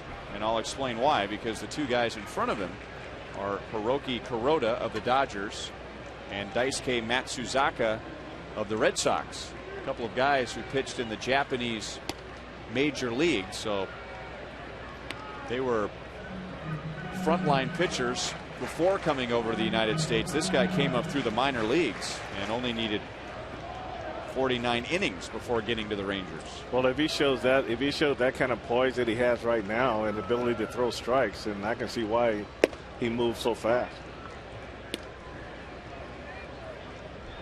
Escobar driving in his 11th run in the second inning. A rally that started with 2 outs and nobody on base.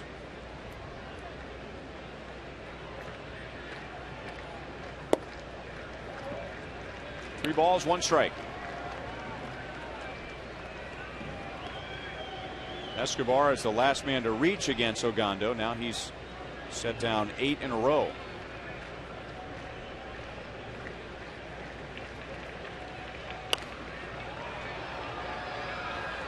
You know, when he got a base hit, it was a nice, easy swing to the opposite field. That was a huge swing on 3-1. And there have been a lot of swings lately, it seems, that are right in the middle of the strike zone.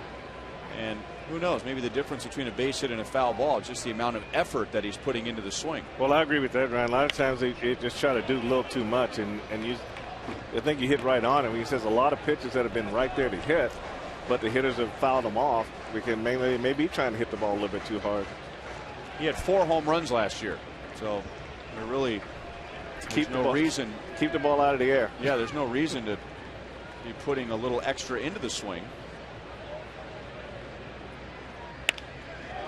Inside out, rolled to Kinsler, and there are 2 away. Alex Gordon comes to the plate, leading off for the first time this year. 0 for 2. Hit the ball hard twice. Tonight's You Call It question presented by Sprint. The most important quality in a leadoff hitter.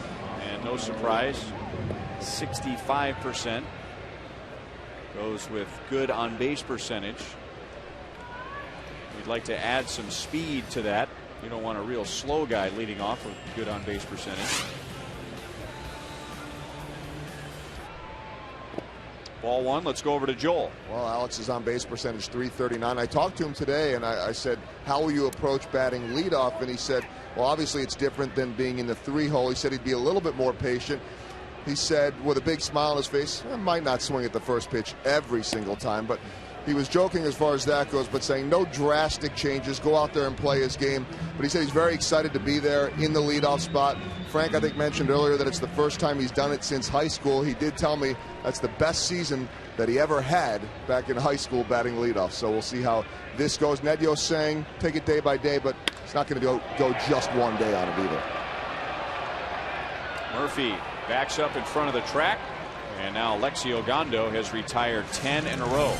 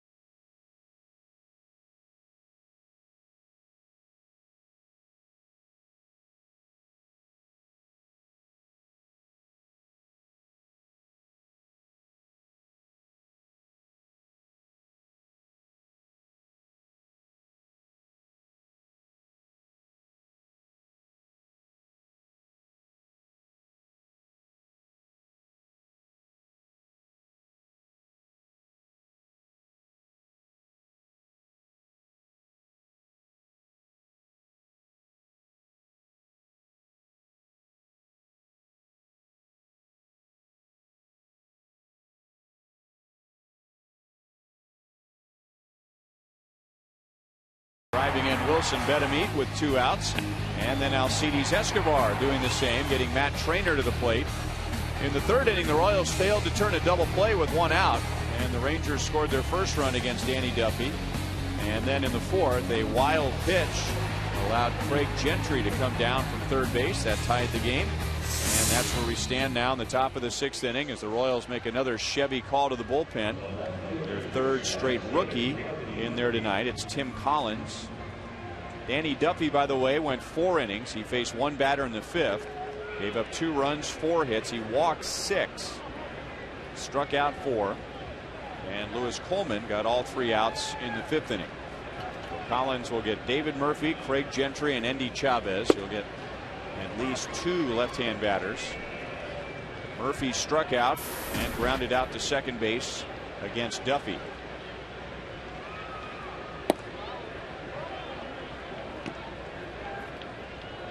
Royals hoping to beat the Rangers for the first time this year. They were swept in Arlington last month. They have kept the Rangers in the ballpark so far. The conditions are a lot different here than they were in that 3-game series in Arlington. It was hot. The wind was blowing out. It was gusting out. And now cooler here in Kansas City. We'll be down into the 50s before the game is over tonight, and the wind is blowing in from right field. 3-2. Yeah, those are the kind of nights that the hitters come out to BP and they start smiling because they know they got a chance to do some damage if they get the ball up in the air. Back to Collins.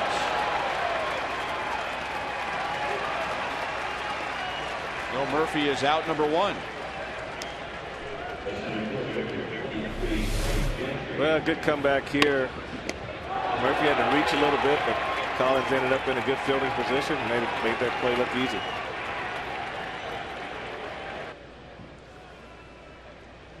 And I can't tell you how it feels to be that close to the action.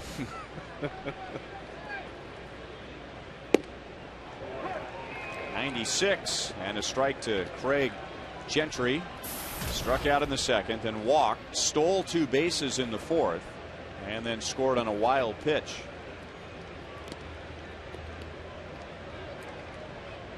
Danny Duffy extended a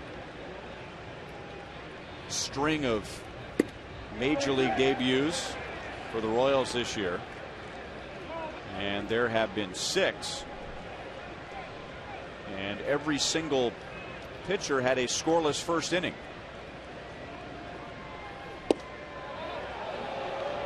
Two balls, 2 strikes.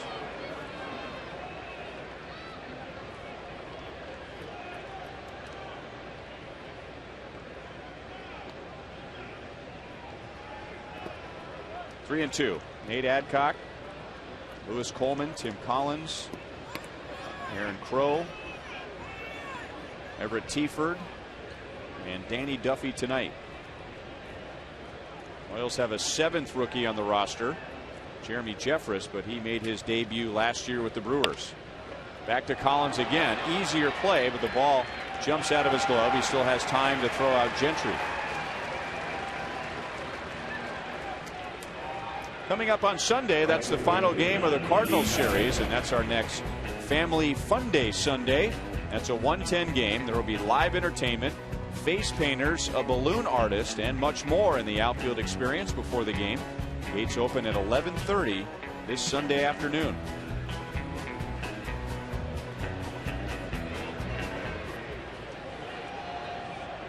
Cardinals are a game and a half back of the Reds in the Central. The Reds have won 5 in a row. So the Royals will see 2 first-place teams in the Indians and the Rangers, and depending on what happens the next 2 nights, either a first or second place team over the weekend. Be interesting to see if we get to see Albert Pujols at third base in that series at any time. They may take advantage of the. Will they be able to use the DH system in the American League this year? So if that's, yes. So he may take advantage of that to give him a rest. But be interesting to see him at third base. That's something that comes up from time to time, and some have argued that they should reverse the rules. Let the pitchers hit in the American League ballpark so the fans can see something a little different, and use the DH in the National League ballparks during interleague play. I remember watching some World Series highlights, and the pitcher was hitting in the World Series in an American League park. Did they ever do that? Did they ever switch the rules and go in reverse? I could have sworn. Well, I can't remember that. I know in '85 we couldn't use the DH in Kansas City, and that's why I was batting 4th in the World Series. But the rules do change. In Kansas City even? So one year they decided pitcher hits both sides. Right. So that must be what it was. Chavez strikes out after getting on in his first 3 plate appearances, and it's a good 6th inning for Collins.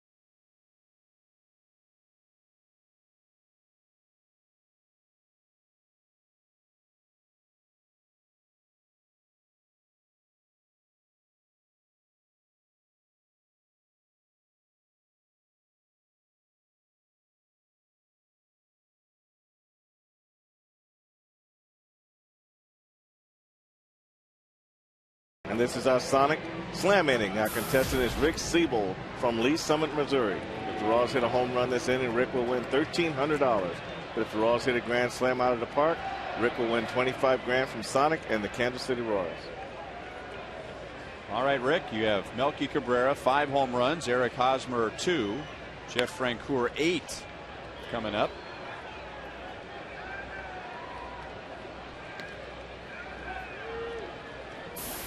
Melky is grounded out, and he is struck out. Royals have 2 runs on 3 hits, both runs coming in the second inning. Blanco backhands, has a strong arm, close play, but out. And Melky is 0 for 3. Memorial Day is coming up on May the 30th. We hope you'll enjoy that day with family and friends here at Kauffman Stadium. Fans can purchase $5 Hy-Vee level tickets when the Royals take on the Angels at 3:10 Monday, May the 30th. Give you some time to have breakfast and lunch with the family coming out to the ball game, and still time to get home and enjoy some Memorial Day barbecue, fireworks show. Maybe some leftovers. Maybe you get the barbecue early. You can get it done early and go home and eat leftovers after the game. I used to always wonder when we played, you always play a night game on Memorial Day, so you really can't enjoy the day, and you always got to sit and wait on that game, and you get the fireworks and all that, but you never get that family time during the day. So that's a great start time. 2-1 on Hosmer. He has struck out twice against Ogando, once swinging and once looking. Ogando, by the way, has knocked down 11 in a row.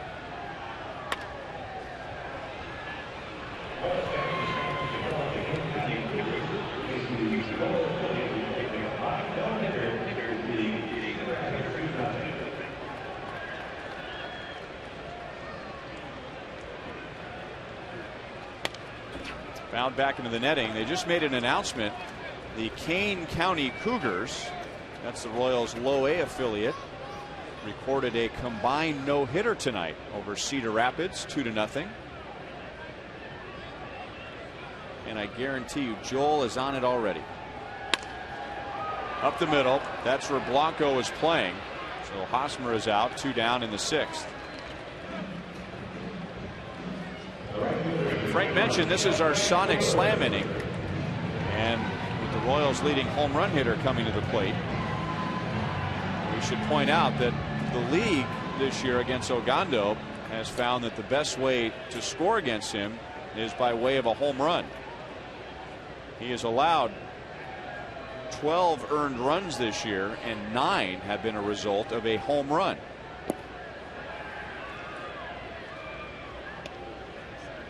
Really aren't many blemishes on his overall pitching statistics. 6 home runs and 43 2/3 is not great. It's not horrible. Francoeur with a home run swing fouled it back. The Royals, though, have gone their last 4 games without a home run. So I would think they're due.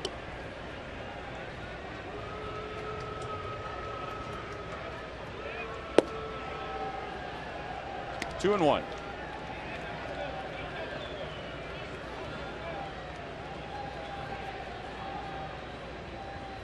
Well, Alexio Ogando, he's done a good job around and keeping the ball down, and with Francoeur's swing, he can lift the ball down. But he really got behind that one and buried it in the strike zone. It's been 11 games since Jeff Francoeur has hit his last home run. Billy Butler waiting on deck. He has gone 13 games without a home run.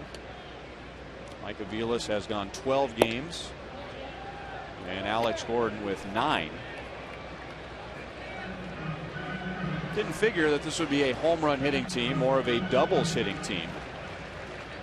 Yeah, more of a doubles hitting team here in Kauffman Stadium, but there's some parks on the road where those doubles do turn into home runs. Still 3 balls, 2 strikes. Royals still lead the league in doubles. They are 11th in home runs, but it doesn't mean they are not hitting for some power. They also lead the league in triples.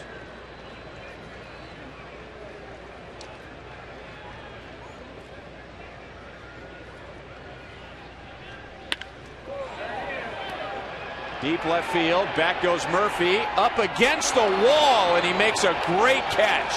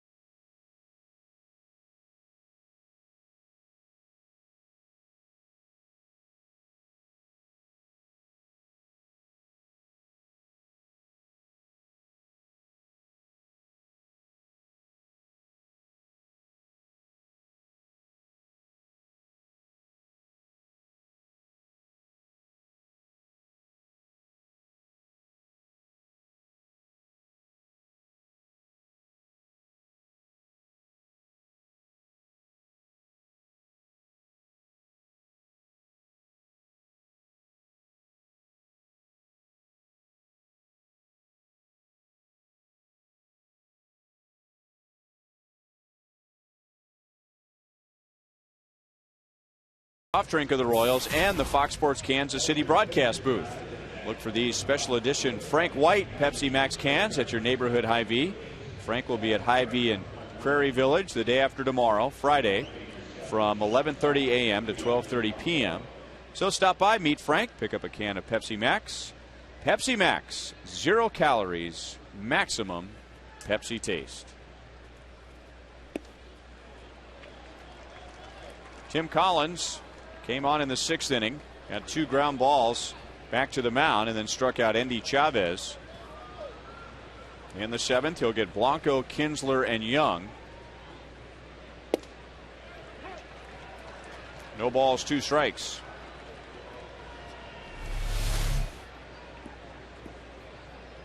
Well, when you see pitches like that, you got to be taken all the way because normally you would be swinging. Curveball hit the other way. Getz throws out Chavez. Make that Blanco. Blanco 2 out of 4. He singled his first 2 times up. Aaron Crow is warming up behind Collins. The Royals might make it a 4 rookie night at least. So Blanco gets a good fastball down the middle and you take it, and now you got to try to hit a curveball. And so one pitch you can take a maximum swing on, and the other pitch gets you out front and you get a lazy ground ball to second base. Royals have turned 2 double plays. Kinsler grounded into the first one back in the first. He has dropped down a sac bunt. He has walked and stolen a base. Collins not happy with that pitch. Looking away in frustration as it skips by Matt Trainer.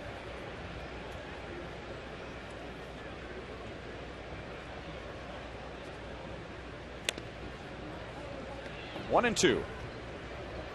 So we have one former MU Tiger at the plate and another one warming up in the bullpen.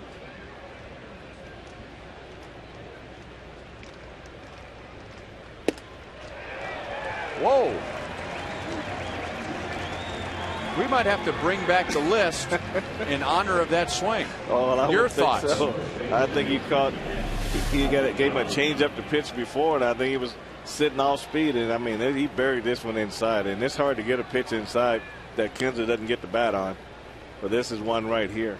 I mean, that almost hit him in the right leg. It looked like a fisherman trying to cast under a tree up against the shore. What kind of luck would he have?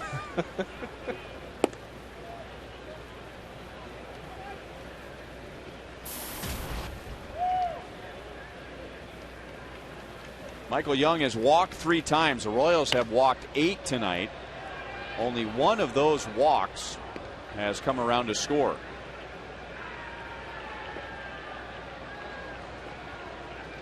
On the other side, Alexi Ogando has pitched 6 innings. He has walked 1, and that walk turned into a run.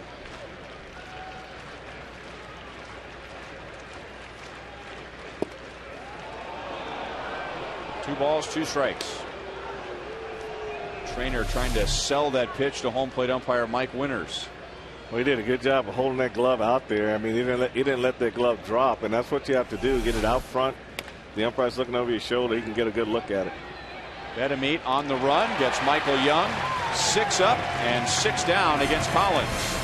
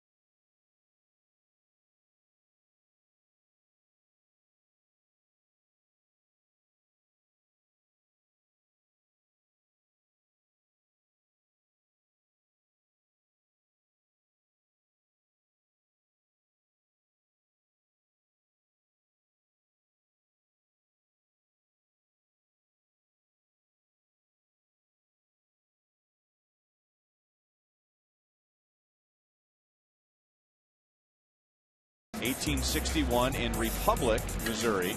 The Battle of Wilson's Creek was a pivotal battle in Missouri and the second major battle of the Civil War. A 5-mile self-guided road tour allows visitors to explore the battlefield at their own pace. Walking trails lead to various battle sites.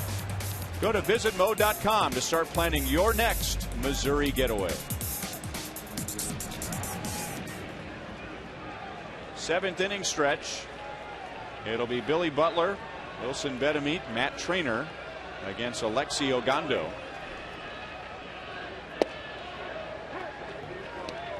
Billy is rolled out to short and flied out to center field. Ogando has been going about 6 innings per start this year. He is well over 100 pitches. 108 on the stadium scoreboard, and there is nobody warming up in the bullpen. If you look at his average pitches per start, it's 96. Deep center field, Gentry up against the wall. So the Rangers make another great play in the outfield against the Royals, and Billy Butler is reliving the nightmare game after game. So that's the first out of the 7th inning. The final out of the 6th inning is our Home Depot defensive play of the game. Well, this is Jeff Francoeur thinking he's got one out of the ballpark, and Murphy goes back and makes a great play up against the wall. And when you're in a tight ball game like this, when Ogando's pitching like he's pitching, defense got to come up big. And Billy Butler's ran into 3 solid balls to center field, but also 2 solid center fielders that can run them down.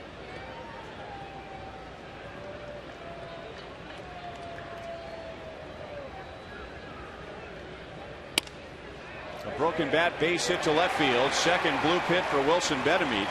So that snaps the string. Ogando had retired 14 in a row.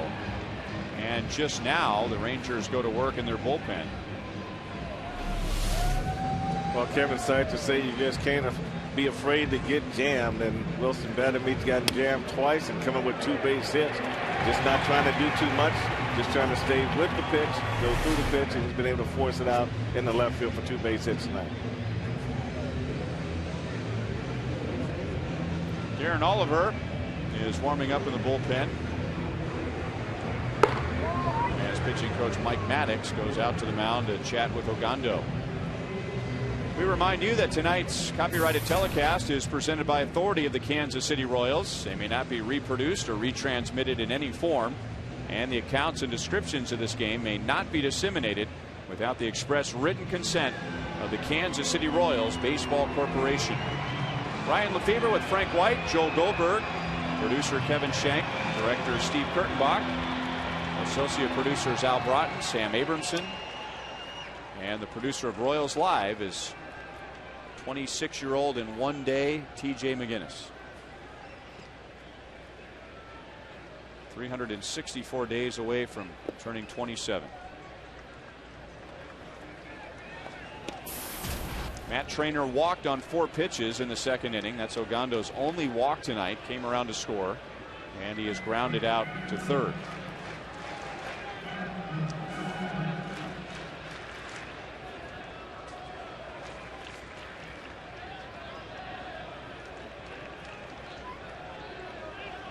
Bedamit runs. That was a hit and run. And you could tell that by the Trainer's swing. Normally he's not going to take a swing like that at a pitch like that, but trying to protect Bedamit. But couldn't make contact, and Bedamit is gunned down 2 away. Well, you're right, Ryan. This fastball is up and in, running well in on Trainer. He just tries to foul this ball off and to try to protect Wilson going down to second base, but that was an easy throw out in that situation there.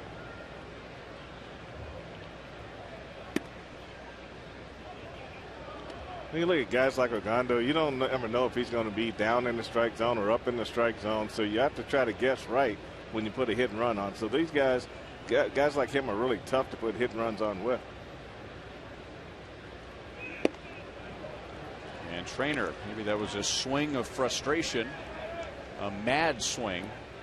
2 balls, 2 strikes. Well, that pitch he got right there on a hit and run. I mean, unless he squared around and tried to bunt it, I don't think he had any hope of trying to put that ball in play.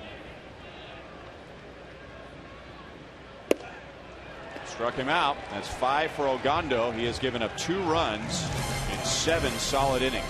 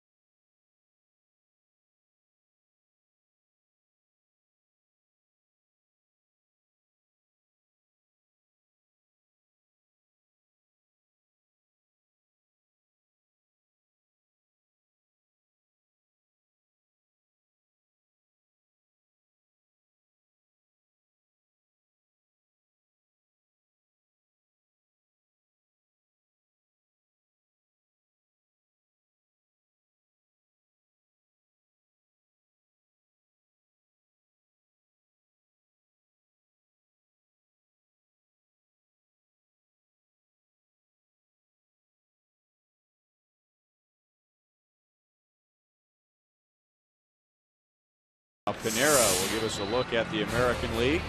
Extra innings. The Yankees at Baltimore. They are tied at 1. Yankees 2 games back in the East of Tampa Bay. They're in front of Toronto by 1 in the bottom of the 9th. Toronto's won 6 in a row. Boston leads Detroit 1-0. Red Sox have won 4 in a row. They are over 500 now. Chicago shuts out Cleveland. So the Indians' 3-game winning streak is history, and Jake Peavy wins for the first time in just about 11 months. Minnesota snapped a 9-game losing streak last night at Seattle. They lead Oakland. Oakland tied with Texas atop the West. And the Angels in second place and Seattle in third. going at it out on the West Coast. 17th game for Aaron Crow, and the Royals have thrown 4 rookies at the Rangers tonight. Danny Duffy in his big league debut, 4 innings, 2 runs, 4 hits. Lewis Coleman a scoreless inning. Tim Collins 2 scoreless innings. And now Crow gets Adrian Beltre, Mitch Moreland, and Mike Napoli.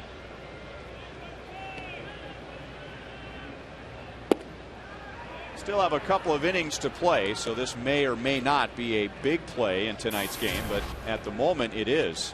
Adrian Beltre coming up with the bases loaded and 1 out in the 3rd inning. Hit a ground ball to short, and the way the Royals move the ball around the infield with Escobar and Getz up the middle looked like a double play, but Escobar with difficulty getting the ball out of his glove. He threw wild. The Royals got 1 out and a run scored. Well, they were very fortunate that Chris Getz could even make the adjustment to make a play on that throw. That ball could have easily been in right field. 2 balls and 2 strikes on Beltre. Then they did get Beltre to ground into a double play in the 5th inning. Hard slider strikes him out. Aaron Crow had 2 strikeouts in his inning of work last night, and he comes up with a big strikeout here against Adrian Beltre.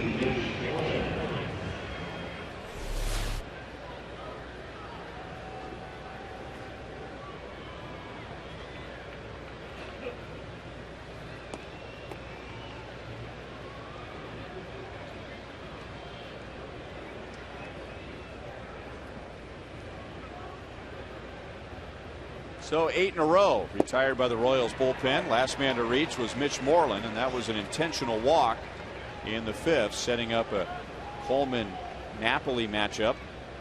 Moreland 0 for 2. Mitch Moreland came up last year with the Rangers. He is from their system. Drafted in 07 out of Mississippi State. Had a good second half for the Rangers. Was very good in the postseason. And forever, Mitch Moreland will be known as the first Ranger to hit a home run in the World Series. Up the middle and past Getz. A 1-out single for Moreland, who has been bothered by a tight left hamstring. So the Rangers have a runner at first with 1 out, but don't have much speed. Well, if you want to take your Royals tailgate to the next level, cater with Jack Stack Barbecue, the official caterer of the Kansas City Royals and Kauffman Stadium. To see menu options or for more information, call 816-504-4040 or email groupsales@royals.com. Got that, Frank? I got it.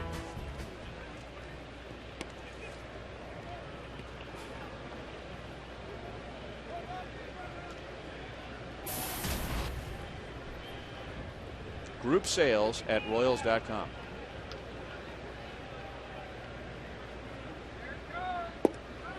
One and one on Napoli, 0 for 2 with a walk, and 6 for his last 48. Well, Aaron Crow tonight, Ryan, he's shown a much slower curveball that he's thrown for a strike, and also he's got the good slider working tonight.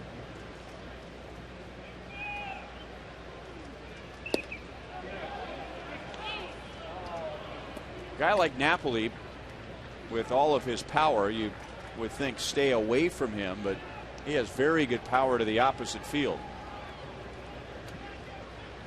And he hit a home run to right field against the Royals in Texas last month. There he goes to the opposite field. He didn't get it, and Francoeur runs it down.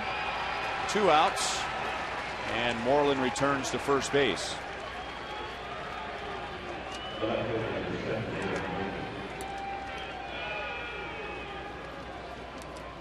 Royals trying to end a 4-game losing streak tonight. Cleveland has lost, so an opportunity to pick up a game in the standings. The Rangers have won 4 of their last 6. They just split a 2-game series in Chicago against the White Sox.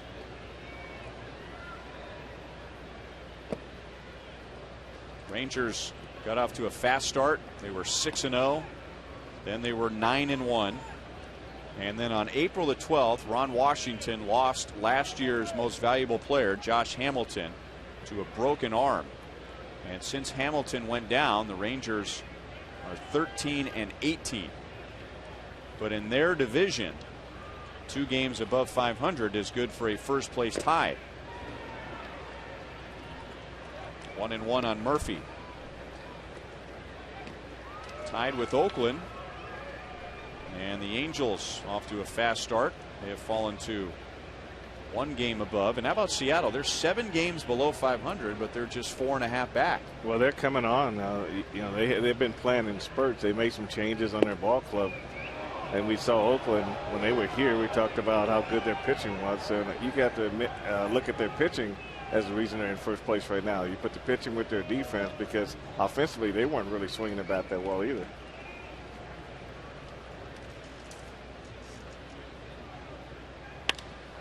Line to left.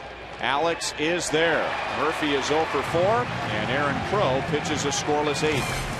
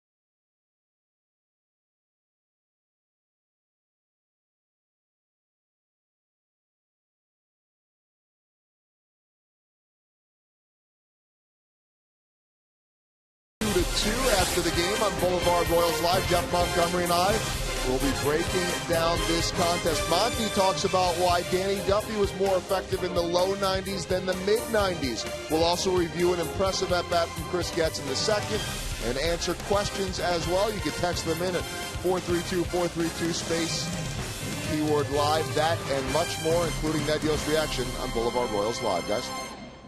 All right, thank you, Joel. Looking forward to that as Darren Oliver takes over.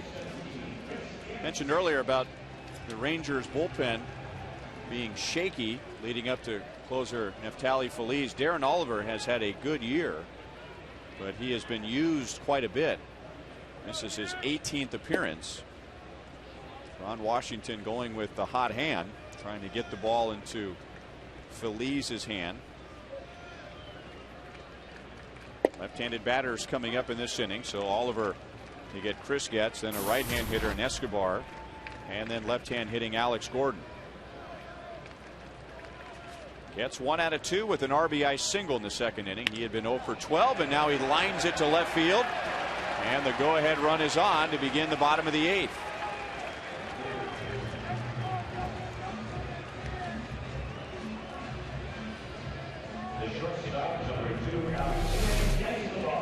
We can see right here, Ryan, Chris Getz is really not trying to do much at all right here.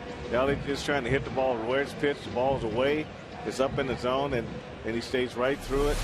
And it just he has a plan. And you got it, like I said, the new leg kick going into the game today, but just not trying to pull the ball, just trying to stay with it and hit it where it's pitched.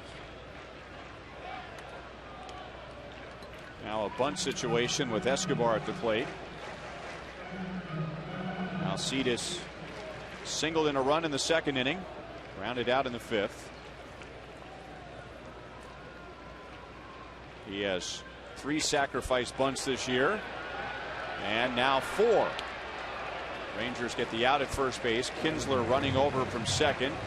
Getz moving up to second base. So they go ahead run in scoring position for the top of the order.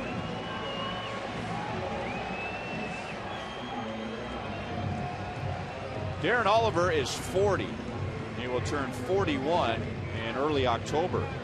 When the Royals were in Texas last month, Neftali Feliz had just been placed on the disabled list, and he wasn't out for very long. With some soreness in his right shoulder. And in game 2, Darren Oliver got the save. He became the oldest Ranger in history to record a save at age 40. Then the very next game, Arthur Rhodes picked up a save, and then he became the oldest Ranger to record a save at 41. That's pretty good right there. You know, Darren Oliver, he's not real fast to the plate. He's got a hot leg kick, and you know, with Chris Getz on second base, might have an idea about filling third. Kinsler makes a diving play and saves the inning so far. Getz goes to third base. And the Texas Rangers in the last 3 innings have made 3 excellent plays. Well, you're right. This is one that Alex hits, and he turned it over. Kinsler does a good job diving, making this play and getting to his feet. See the overspin on it, ball comes up, and he's on his feet, making a nice throw to first base.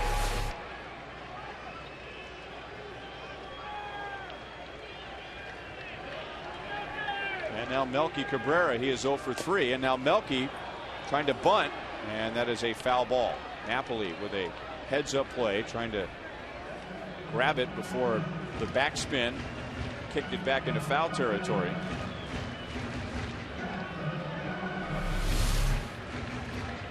Well, you're right. The key right here is just make sure the ball stays in fair territory.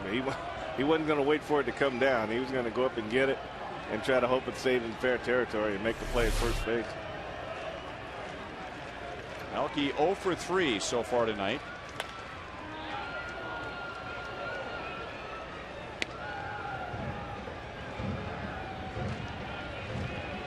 If the Royals get a run right here, of course, in the 8th inning, it is not a walk-off win, but Melky has 9 walk-off hits in his career, so he has a flair for the dramatic, and he has 2 walk-off hits for the Royals this year. Ooh, 1 ball, 2 strikes. Where he seems to be even more dangerous with 2 strikes, because he doesn't try to do too much. You know, he chokes up on the bat a little bit, try to get a little bit more back control. They just want to try to put this ball in play where it's pitched.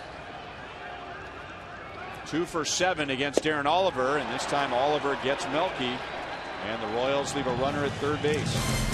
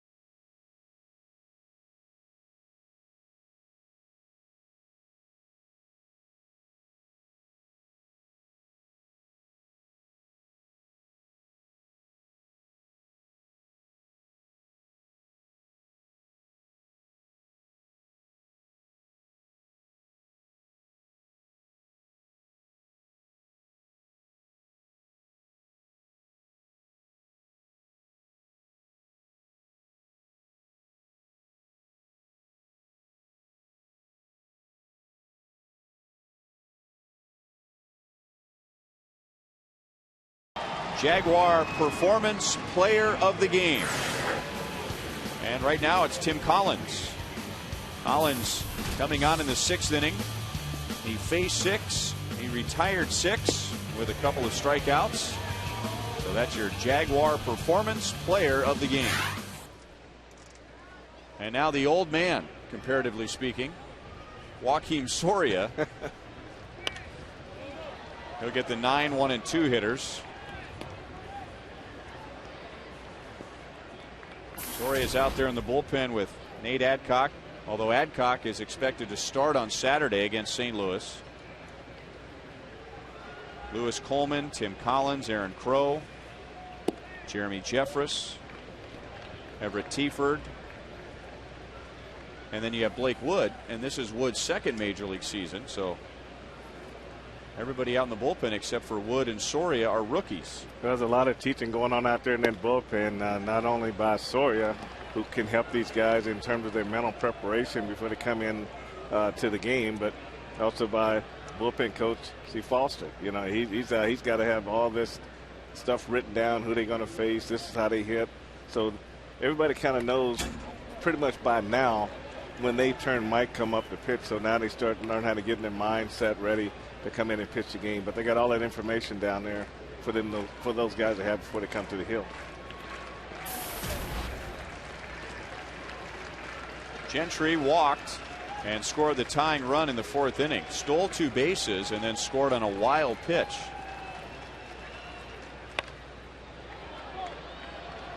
Right now, the 2 runs that the Royals have let in are the result of a double play that wasn't turned and a wild pitch.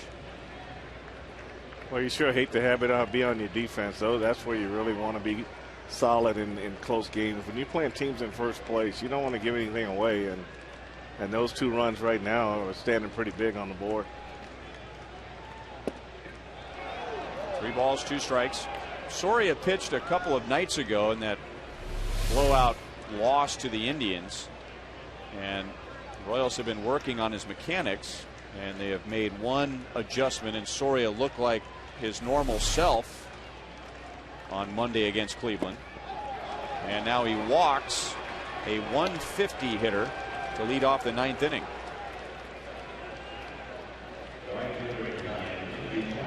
Royals have walked 9 tonight. And now you know the Rangers will do something. You have excellent speed at first base. You have good speed at the plate. You have a good bunter at the plate. And you have a good bat control man at the plate if the Rangers want to try a hit and run. Well, you're right. I think this is a great situation for Ron Washington to do pretty much what he wants. But I think he'll probably just go ahead and opt to sacrifice in this situation, try to get that winning run to second base. You know, the one thing about Sawyer, Ryan, is that it's the walks. I think that's the biggest concern right now. If going into this game, 14 innings, 7 walks, and just more deep counts this year than you've seen in the past. And so, like you say, the last outing was probably the best we've seen. So you just like to see Sawyer get back to that command that he's always shown when he come in the ball game. Bunt is down. Soria's on it quickly, but he'll take the easy out.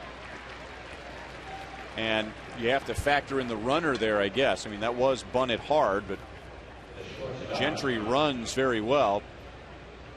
So no reason to risk it. And they get the out at first base. I think it's always that little ray of hope you're hoping for right there. He had got it in good position, but you could tell right there it wouldn't have been a chance at second base of getting Gentry.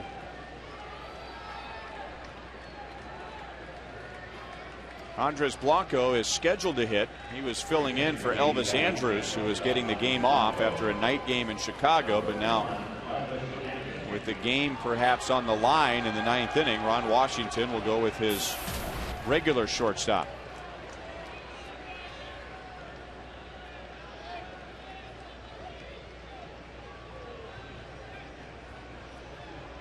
He really likes to hit the ball in the right center. Pretty good plate coverage.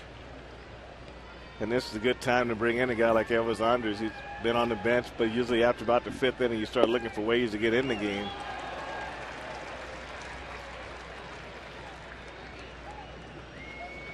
Last night, Ron Washington just reading the game story, obviously we didn't see the game, but late in the game he elected not to use a pinch hitter, and then after the game lamented the fact that he didn't, and they ended up losing to Chicago. There's no guarantee the pinch hitter is going to come through, but in retrospect, wish he had used somebody from the bench.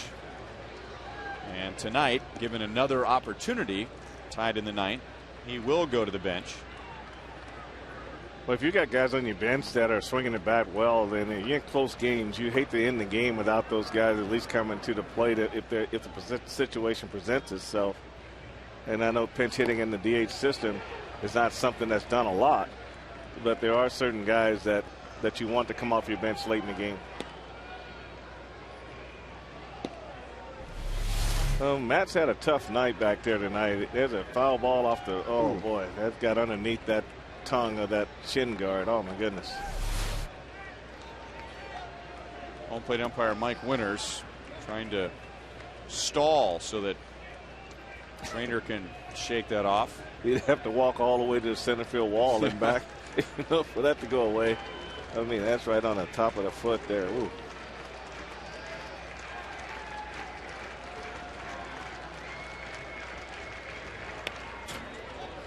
Still 1-2 on Andrews.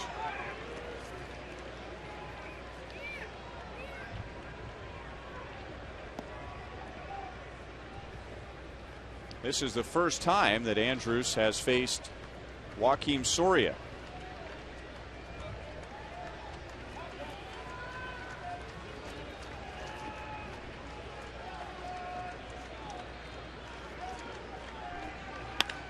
Lined into center field. One hop to Melky.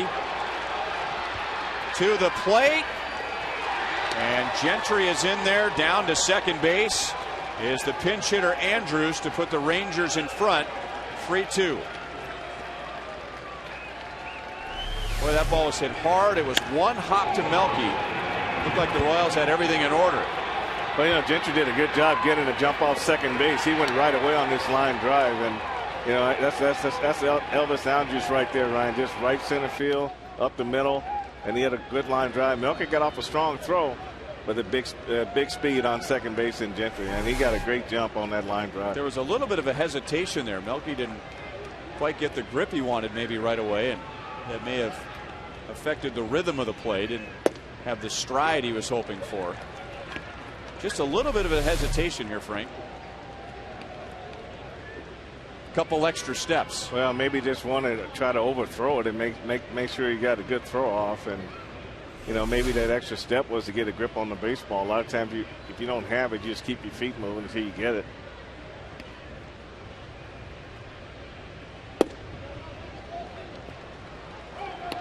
Over but low, and it's 1-1 on Kinsler. 0 for 2 with a walk and a sacrifice bunt.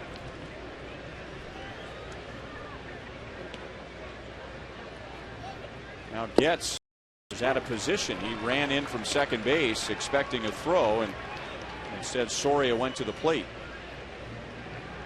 Yeah, Joaquin didn't really give a good long look at second base right there. Just a real quick look, and as Getz broke, his head was coming to a home plate, so he really never saw him.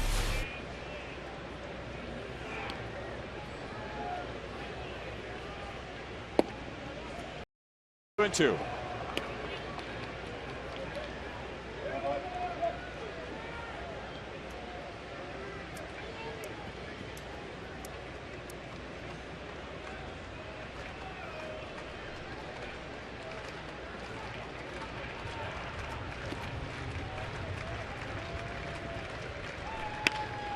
And that's hammered to right field, but it flames out as it reaches the infield. Or the outfield, going into the wind, but deep enough for Andrews to go to third base. 2 outs.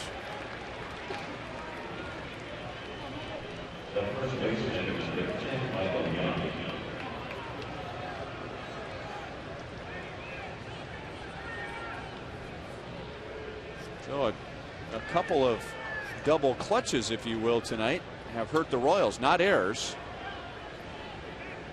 Well, you know, that a lot of time that ball there really, when it skipped off that grass, he could get it backhanded. It'd been a lot easier play for him. But you're right, just not being able to come up and throw right away really hurt on that play. Getz throws out Michael Young. The Rangers take the lead. We go to the bottom of the 9th inning with Hosmer, Francoeur, and Butler coming up.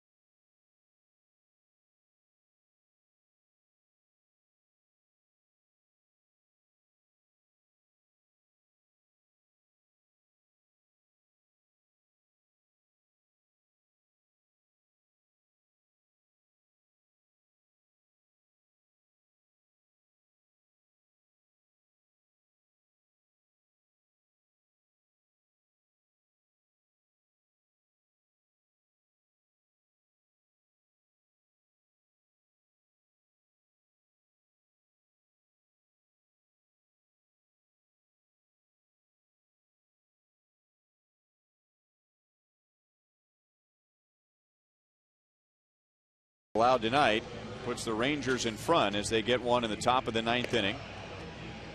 Chris Davis, who is a good glove man, takes over at first for Michael Young. Elvis Andrus stays in at short. He pinch hit for Andres Blanco, and it is Neftali Feliz on for the save in the bottom of the 9th inning, going for his 9th of the year. He is perfect so far this season. Spent a little time on the disabled list in April with stiffness in his shoulder. The Rangers were never really concerned, but this early in the season, or that early in the season, just wanted to play it safe. Last year's American League Rookie of the Year. 40 saves, which was a major league record for a rookie, and helped lead the Rangers to the World Series for the first time in franchise history. Now the Royals have their 3, 4, and 5 hitters coming up. Eric Hosmer, Jeff Francoeur, and Billy Butler. Those three so far tonight are a combined 0 for 9.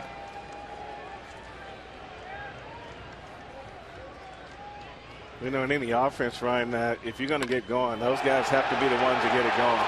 Right field and deep, and just like that, tied in the bottom of the 9th inning.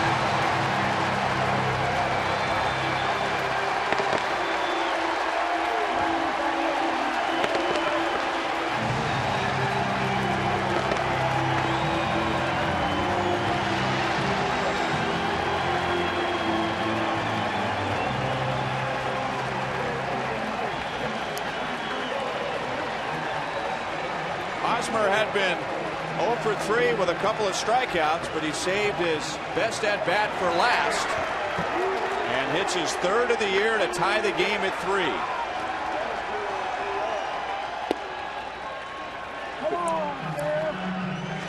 You know, Rhino Hodge is a very aggressive hitter on that first pitch fastball, and you leave it middle, and he's got a chance to really drive it. Now strike to Jeff Francoeur. He is 0 for 3 and lost an extra base hit in the 6th inning on a great play in left by David Murphy.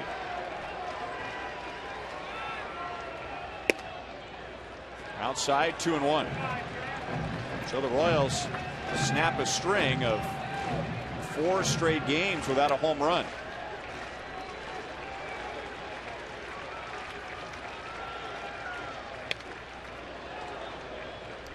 Two balls, 2 strikes, and we'll call the Hosmer home run tonight's Chevy play of the game.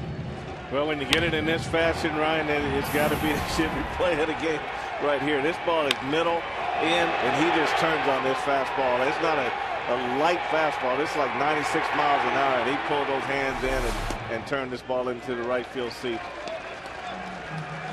That is the first home run all year given up by Neftali Feliz, and it is his first blown save.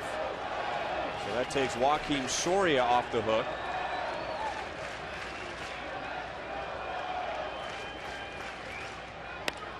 And Francoeur up the right field line, a long run for Chavez, and just foul.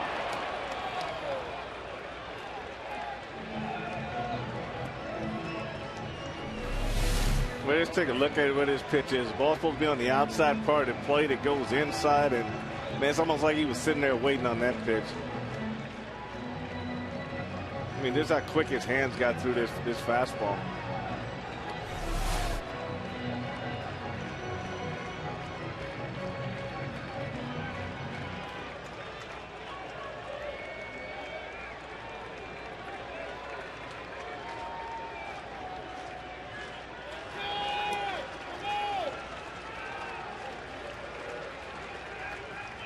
A walk.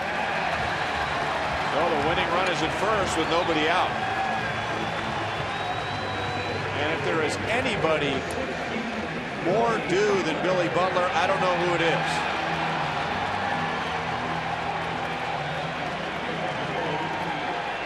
Billy 0 for 3 tonight. This goes back to last night. Michael Brantley made this play on him early in the game. And then later in the game, Shin-Soo Choo made this play. And then tonight, in the 7th inning, deep center field, Gentry back to the wall. So when Billy comes to the plate and looks onto the field, he just sees a big glove. Gerard Dyson, the winning run, is at first base for the moment. As Butler stands in against Feliz. Well, he definitely changes the game. He's almost like a closer when he comes out of the dugout this time of night. And he got the guts of a burglar too, and I think that's what makes him for who he is. You know, when he gets out there, he knows he's going to run. If he gets to, oh boy.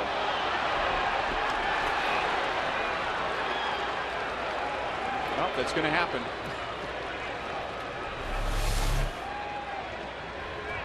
Yeah, he just took that first step. That one step's all you need.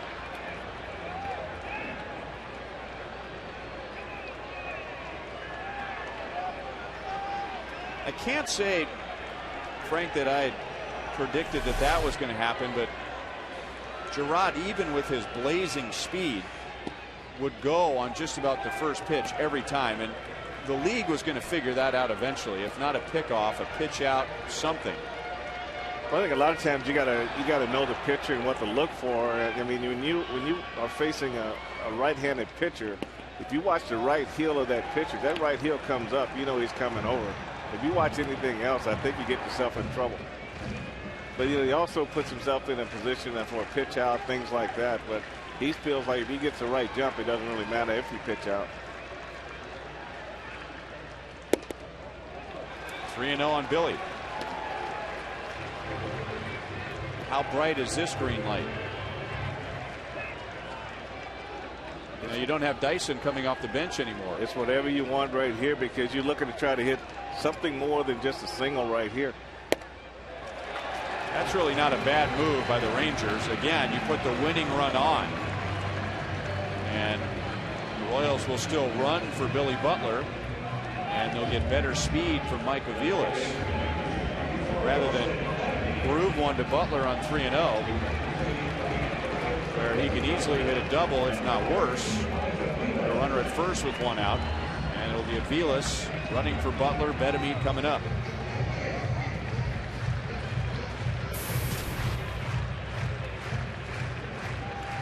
Now Dyson had been 9 out of 9 in stolen base attempts. Mike Aviles right behind him, he is 8 out of 9 in stolen base attempts.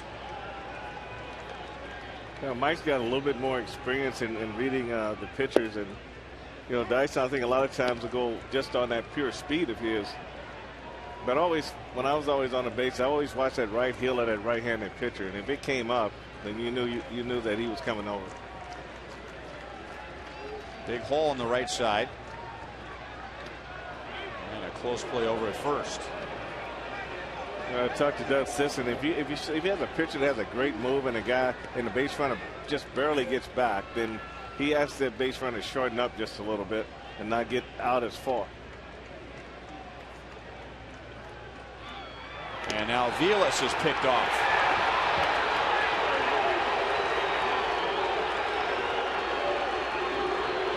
Vilas arguing with home plate umpire Mike Muslinski. He thought he got back in there. Well, they take that one step again. They're watching more than what they should be watching right here, but that's just too close to call right there. You look at it from the backside. He's got a point, but the ball beat him, and I think taking that one step, that kind of throws the umpire off too. He knows he got a good chance to pick you off, so all it takes is a good throw and a decent tag, and you're going to be out at first base. So that might have been a first for me, seeing back-to-back pickoffs at first base. In the 9th inning on back-to-back pinch runners.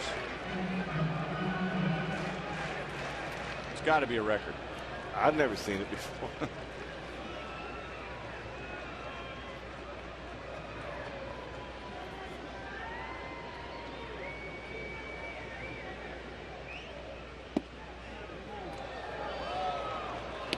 Two and two. Joel just looked it up, and that did happen to the New York Highlanders back in 1896.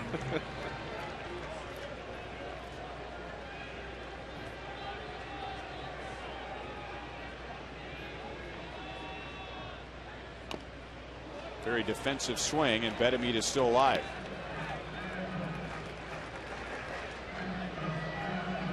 A home run from Eric Hosmer to tie the game at 3. Jeff Francoeur walked. Dyson running for him, picked off. Butler walks. Avilas running for him is picked off. Still 2 balls and 2 strikes on Betemit.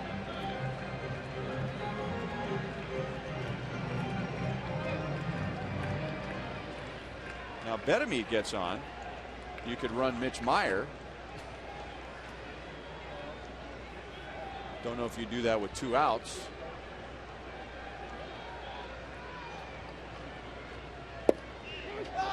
Delayed call, and Mike Winters rings him up. So an exciting inning and a disappointing inning wrapped into one. The exciting part, Eric Hosmer leading off with his 3rd home run of the year, and we go to the 10th, tied at 3.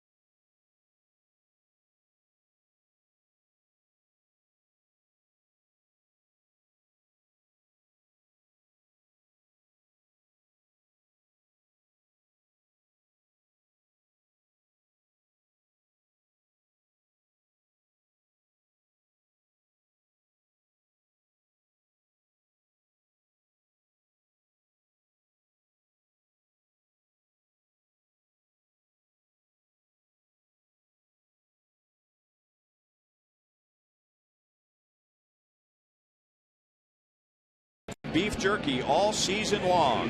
Jack Link's beef jerky, feed your wild side.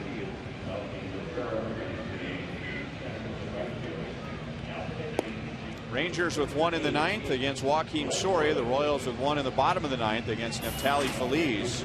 Gerard Dyson entered the game as a pinch runner in the 9th. He will go into center field. Melky Cabrera was in center, and he shifts over to right.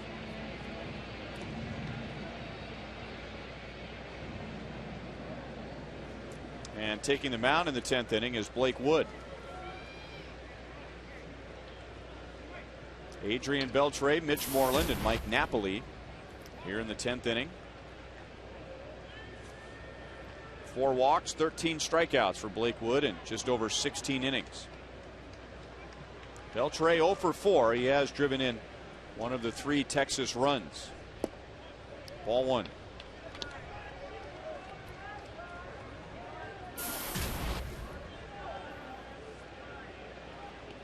Royals are 4-3 in extra inning games, so this is their 8th extra inning game already.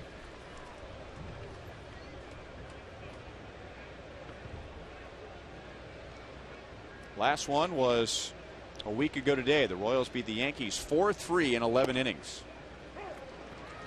2 balls, 1 strike. Well, these are the kind of games that you got to prove that you can win against the top teams, Ryan. Just basically come back and hang in there, win late, and every time you do that, it builds confidence. Big hole on the right side, and Beltre, a power hitter, just guides it through for a leadoff single.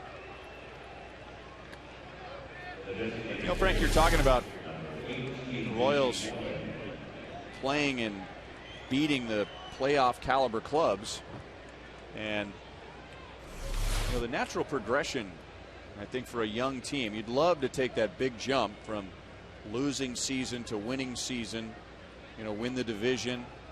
But the more logical graduation is to go from a team that doesn't win very often to first beating the clubs that you should beat. Remember, we talked about that early in the season. Well, that's to me, that's where your character comes from. That's where your confidence comes from. And when you're playing these close games, and as you progress as a team up through the standings, and you get down into September with a couple weeks to go, and then all the games are big games and they're close games, and as a team, you just feel much more confident going into those games. And you go against the Yankees and the Red Sox and the Rangers and all the teams that are in first place, and you beat them in close games. That means your pitching did a great job, your defense for the most part did a good job, and you got some timely hits. So you don't really look to go in there and really wear them out with the bats, because you're probably not going to score a ton of runs. So you got to go into there with the idea that we're going to play good defense, we're going to do the fundamental things that we should do, and just try to win the game close.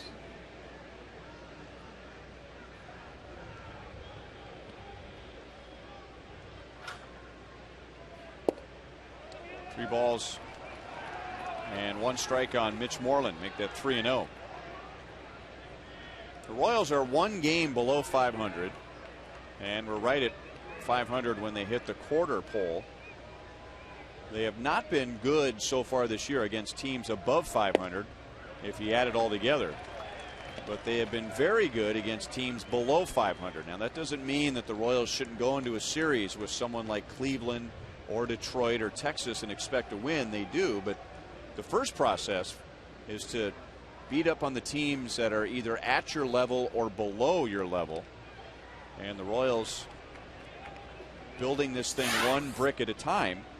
Teams below 500, the Royals have a .714 winning percentage, and teams above 500 right now, they're winning 37% of those games, and the Royals expect that will get better with time. But you know, again, at this point in the development, I think that's a very positive first step. I think so. I think one of the keys to winning your division is beating those teams that are struggling, teams that have key players out at that time, and you take advantage of those situations, because eventually you will go into playing those teams that are on top. So I agree, Ryan. I think that's what you have to do. Beltre runs. The ball gets past Matt Trainer, and Beltre keeps running to third.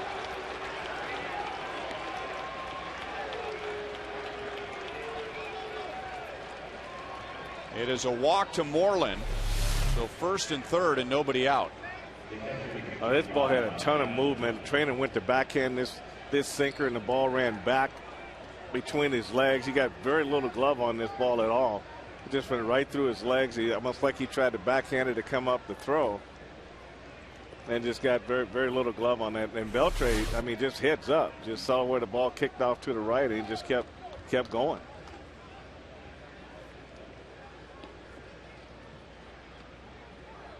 It is a pass ball, and now Trainer just saved a run with that slide to his right.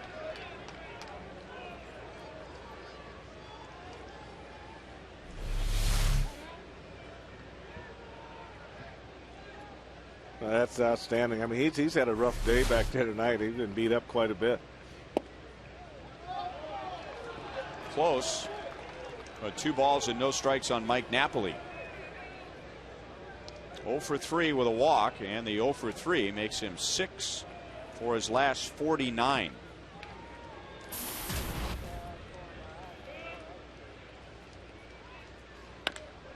On the ground to third. So they have Bedemeet in a rundown, and Bedemeet tagged out. Excuse me, Beltre tagged out by Bedemeet. I figure the Rangers would like to have him stay in a rundown a little longer than that, and at least force one more throw, right? But it looked like Wilson was going to run him all the way to home plate, and you're right. He should have just kept going to home plate and given the trail runner a chance to get to third base. You got to stay in there as long as you can.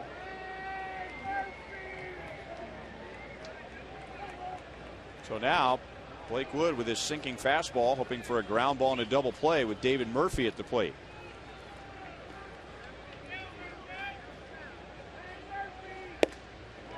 And a strike to Murphy. 0 for 4 at the plate. He has made a great defensive play in the field in the 6th inning. Jeff Francoeur with a drive to the wall, and Murphy running and leaping up against the padding in left field.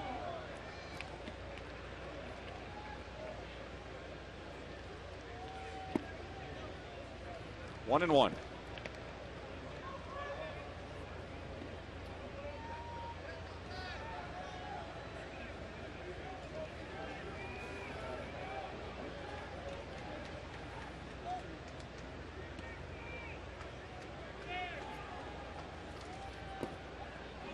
Two balls, 1 strike. David Murphy has faced Blake Wood once, and he hit a home run, a 2-run home run. And pitchers and hitters have long memories, and it appears that Blake Wood is being careful with David Murphy. Murphy has 3 home runs this year. You just have to be careful in the dirt in this situation. You know, even though Trainer's done a great job, you know, blocking back there, he throws a lot of balls in the dirt. So just want to make sure he gives Matt Trainer an opportunity to block it.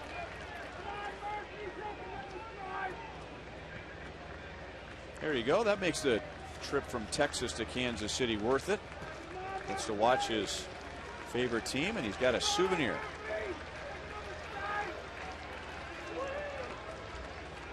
Struck him out. I don't know if the radar gun is accurate tonight or not, but the last 2 pitches coming in at 199 miles an hour.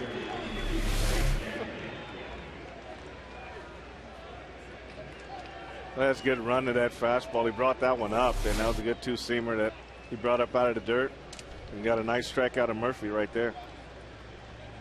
A lot of life on Blake Wood's 2-seamer tonight.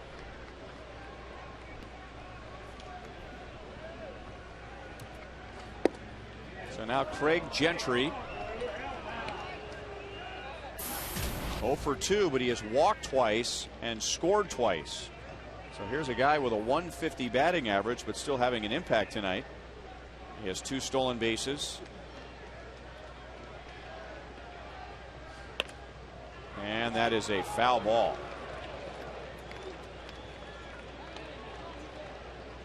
Man, that looked pretty scary off the bat from up here, like it had the inside the first baseline when it first left the bat.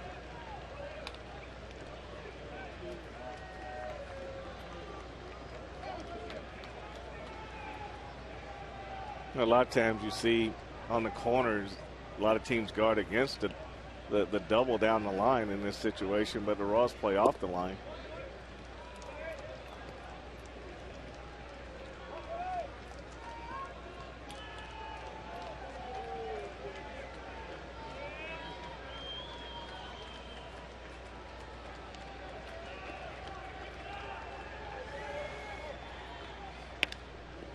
on the ground to Bedamit. Has to avoid the runner in time. That's the inning. So Blake Wood gets out of a mess in the 10th.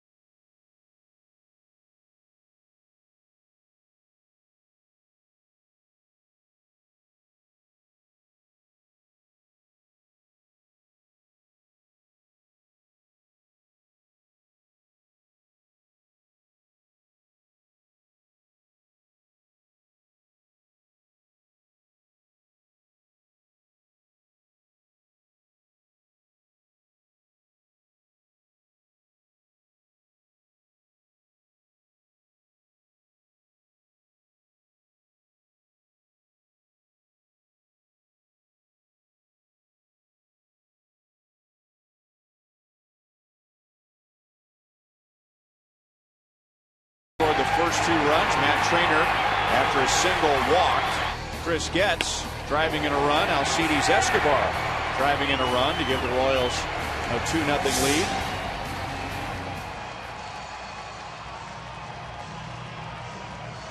And the hitters scheduled to come up in this inning were Matt Trainer, Chris Getz, and Alcides Escobar, but it will be Mitch Meyer batting for Trainer.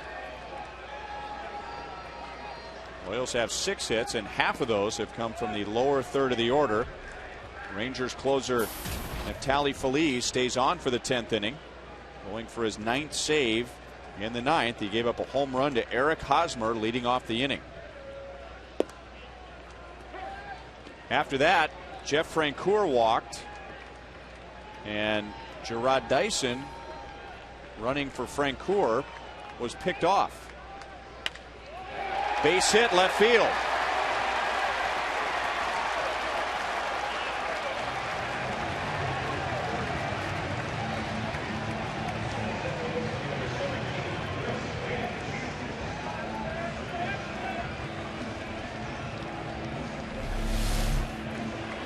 But Mitch hadn't gotten a lot of at-bats this year, but he does a good job of just staying on top of that fastball and hitting it the other way, not trying to pull it and line drive to left field. And now the Rangers ready for a bunt with a good bunter at the plate. And Getz rolls it to the first base side. And Feliz runs to the line. And Getz is out.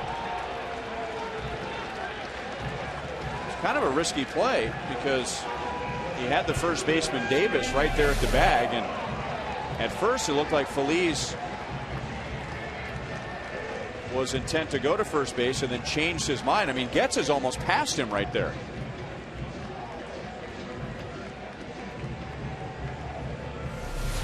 Yeah, I tell you, anytime you go over there and the ball is rolling that slow and you try to outrun it and pick it up with your glove, you always run the risk of not getting it where you want it in your glove, and then on that tag, your ball pop out.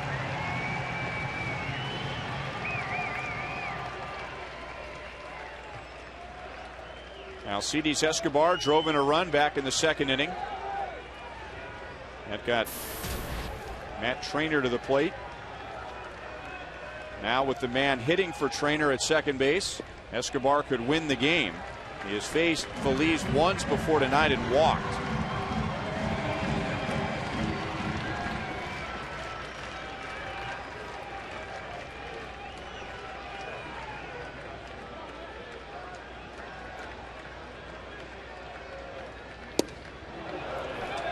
Didn't look like it was a strike. 1-1. Yeah, it's almost like you make your mind up. You know he's got an outstanding fastball, and you want to be on time for it, but you still have to look in an area. You have to look middle in, middle away, but you just can't make your mind if you're going to swing and let it go. And I think that's what a lot of guys do when guys throw above 96. Right field, Meyer to third. Eddie Rodriguez has to hold him. And that was a good call.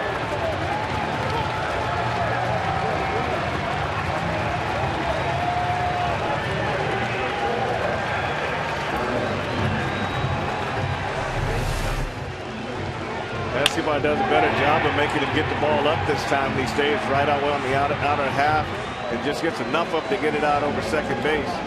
That's a good piece of hitting by Alcides on that pitch.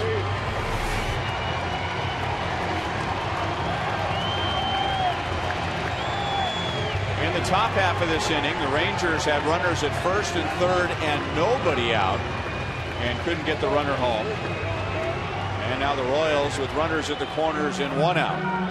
If the Rangers had scored, they would have gotten the lead. That's it.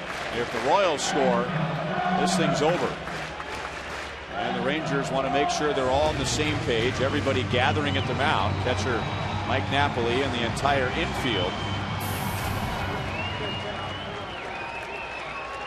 I think the one guy that needs to be careful right here is Escobar at first base. And I know the Royals want to make sure that they get out of that double play situation. So you just got to make sure that he doesn't leave too soon from first base and get picked off. And it'll be the 41-year-old Arthur Rhodes.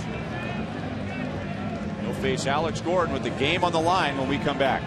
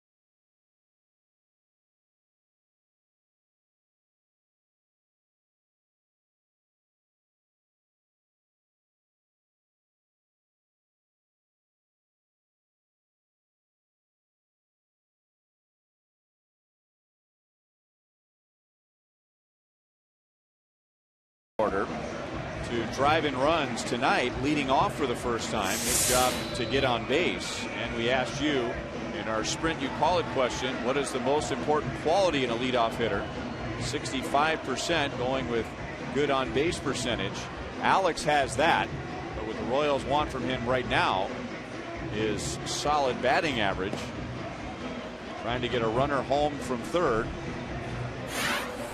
With one out in the 10th inning. Will face 41-year-old Arthur Rhodes.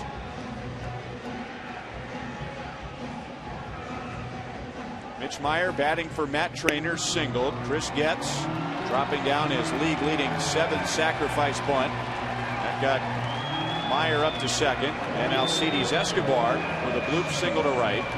The outfield was shallow for Escobar, so Mitch Meyer had to make sure it was going to drop. Only able to get to third. Andy Chavez made a great throw to the plate. And now it's Alex Gordon and Arthur Rhodes. The Rangers have the infield in. There's a good opportunity for Alex right here, Ryan. It looks like he's got infield in, all the advantages right here. Just try to get something up and get him a fly ball. Off the fists and fouled off to the third base side.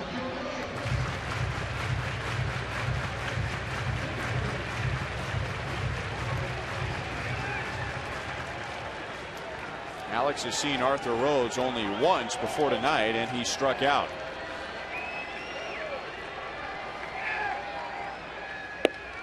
Pick off down to third, and Meyer is back in. The Royals have already had 2 runners picked off, and it was in the 9th inning. 2 pinch runners, Gerard Dyson and Mike Aviles, and they represented the winning run, and the Rangers were going after the winning run again. So what they try to work on in spring training is keep that body to the side and land on that front foot and then go right back. A lot of times when runners in with their chest facing home plate, those are the guys that you can get picked off. But when that right foot hits, when the ball hits the hitting zone, now you can push back to third base, coming down foul and going back in fair territory.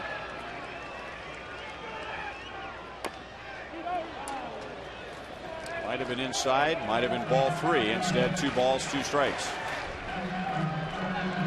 It has been a hard luck 0 for 4 for Alex tonight. He has grounded out hard to second base. He has flied to deep center field, and he has grounded out to second base on a diving play by Kinsler. And that has added up to an 0 for 4, but that would mean absolutely nothing if he gets a base hit right here. Over a longer stretch, Alex is 0 for his last 10. Oof. That took some guts just to take that pitch. Well, it looked like a big hanging curveball out over the plate, and Alex had a better look than we did. But that's a curveball you got to try to hit the other way when it goes to the other side of the plate like that. In the dirt, Napoli saves a run, and the bases are loaded for Mr. Walkoff Melky Cabrera.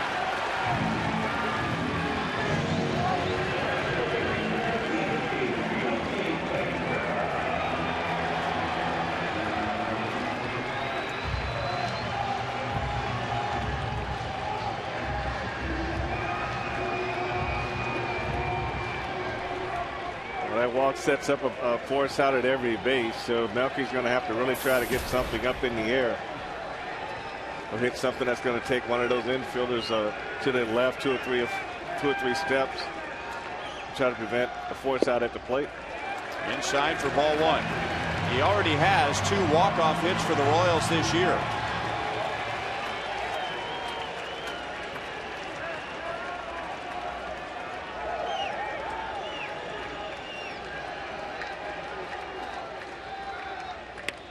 Popped up.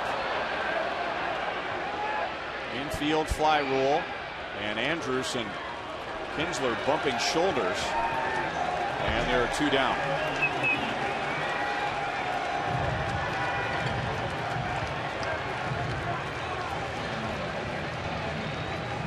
So the base is loaded with 2 outs. Mike Maddox goes to the plate to talk to Arthur Rhodes about facing Eric Hosmer. And we're in the bottom of the 10th inning because of what Hosmer did to Neftali Feliz in the 9th inning. But we don't have to wonder whether Eric Hosmer can hit the above average fastball. This is a 96-mile-an-hour fastball, and he is on the inner half. He just shows how he can stay back and get those hands through the ball and drove that into right field bleachers. I would probably think he noted Eric is a notorious fastball hitter first pitch. I would be more inclined to think they talk about maybe trying to throw him an off-speed pitch, the curveball maybe the first pitch, rather than so he won't sit on that fastball.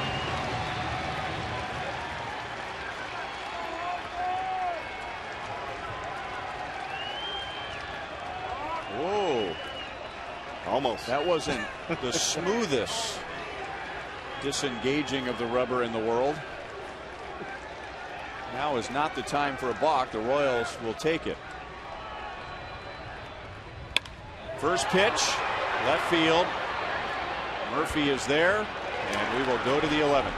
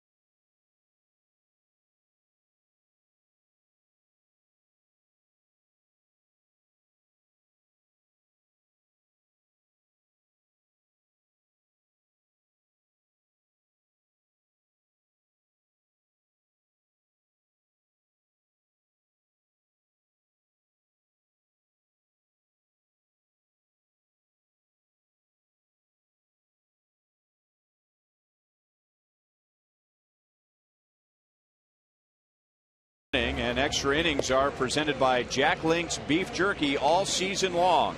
Jack Link's Beef Jerky. Feed your wild side. Ryan Pena takes over behind the plate as Mitch Meyer bat for Matt Trainer in the bottom of the 10th. And it'll be Jeremy Jeffress on the mound, 7th Royals pitcher tonight. Danny Duffy made his major league debut, went the first 4 innings, gave up 2 runs, 4 hits. And then the Royals ran out 3 more rookies after him. Lewis Coleman, Tim Collins, Aaron Crow had a combined 4 scoreless innings. The Rangers scored a run in the 9th against Joaquim Soria. The Royals tied the game in the bottom of the 9th against Neftali Feliz. And then Blake Wood, like Houdini, in the top of the 10th, got out of a 1st and 3rd and nobody out. And then the Rangers got around a bases loaded and 1 out in the bottom of the 10th. So it is a close game. It is a so-called good game because here we are in extra innings. But I would think both teams right now think that this game should be over and they should have won. And the word you look for in these last couple innings, Ryan, is clutch. You know, someone that can come through and get what the team needs and walk off the field. 3 balls, no strikes to Endy Chavez. Ryan Pena going to go out and try and settle down Jeremy Jeffress. This is not the time for a leadoff walk. Endy Chavez has been leading off since Julio Bourbon went on the disabled list and is a leadoff hitter tonight. He has reached 3 times and scored 1 run.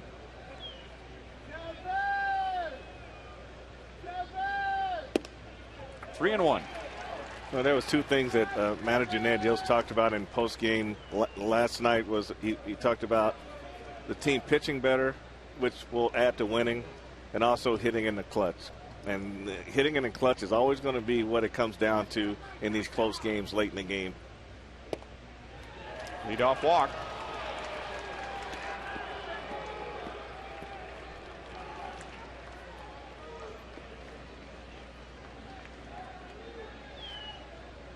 Royals have walked 11 tonight, but only 2 have come around to score. And now Elvis Andrus, who was supposed to get the night off, but he came on as a pinch hitter in the 9th inning and singled to score Craig Gentry to put the Rangers in front briefly. Royals tied it in the bottom of the 9th on Eric Hosmer's home run, and now Andrus, who is an excellent bunter, trying to move up Chavez to second base. And with Jeffress having difficulty throwing strikes, here comes pitching coach Bob McClure.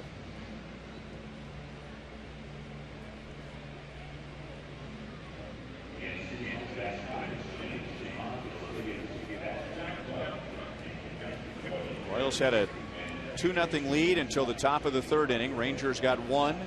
They added another run in the 4th, and then the 2 runs in the 9th.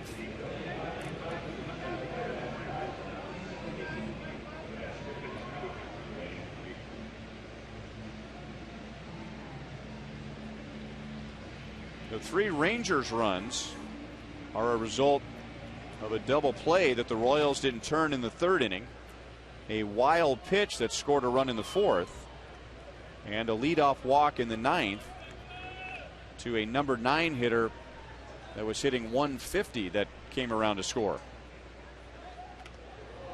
The Royals weren't able to get the clutch hit in the bottom of the 10th inning, but they were clutch leading up to the 10th. With 2 outs and nobody on in the 2nd inning, a single, a walk, and then clutch hits from Chris Getz and Alcides Escobar, the 8 and 9 hitters. And then down by 1 in the bottom of the 9th, a clutch home run off the bat of Eric Hosmer, who picks up the bunted foul by Elvis Andrus.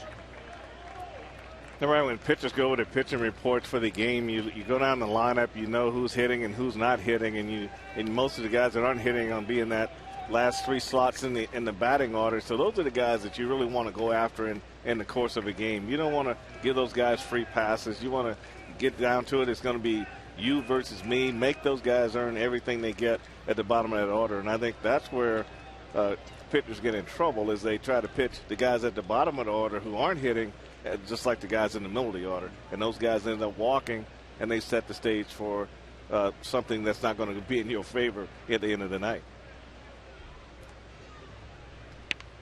Gets the bunt down. And Jeffress, avoiding Eric Hosmer, throws over to Chris Getz. And Chavez moves up on the sacrifice.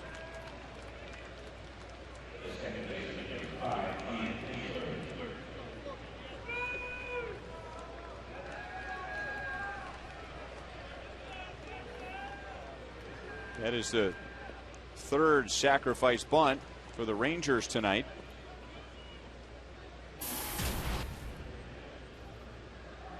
And the Royals have two sacrifice bunts, one from Escobar in the 8th and Chris Getz in the 10th. So Ian Kinsler, the former MU Tiger.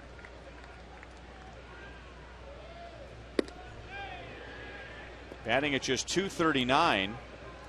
He is 0 for 3. He has one of the sacrifice bunts, and he's been on base with a walk.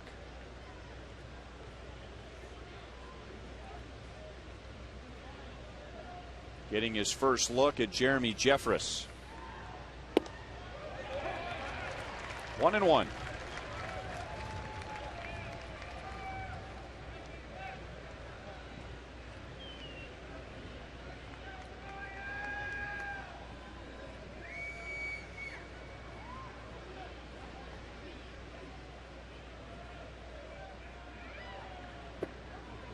Curveball blocked by Pena. And it is 2-1.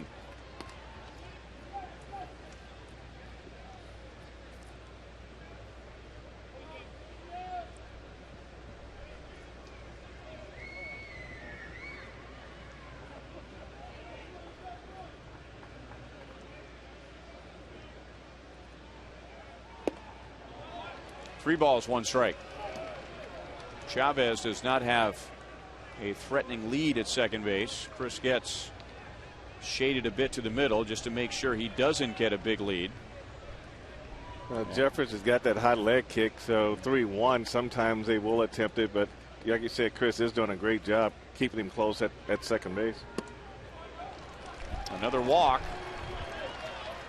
So 12 given up by the Royals tonight. And 2 on, not for Michael Young, but for Chris Davis, who came on defensively in the bottom of the 9th inning at first base. So the Royals will not have to face Young, who leads the league with 57 hits. They'll get Chris Davis, who is batting .233.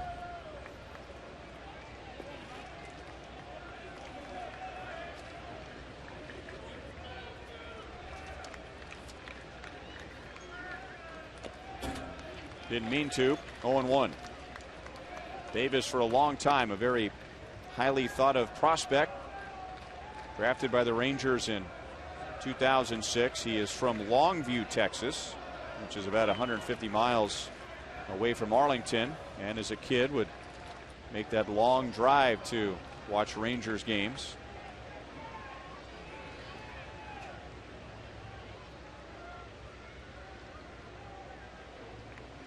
His favorite player when he was in high school was Mark Teixeira, and a player that he was compared to as he was coming up in the Rangers system.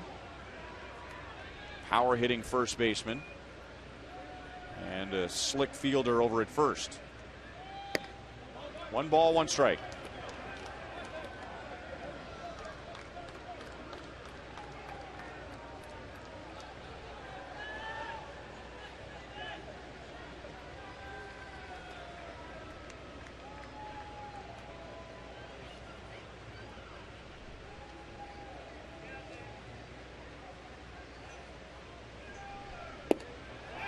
One ball, 2 strikes. And Davis is a candidate to strike out in 43 at bats. He has struck out 16 times.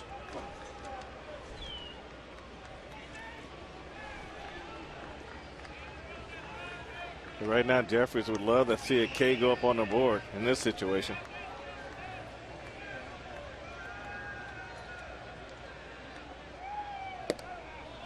Two and 2.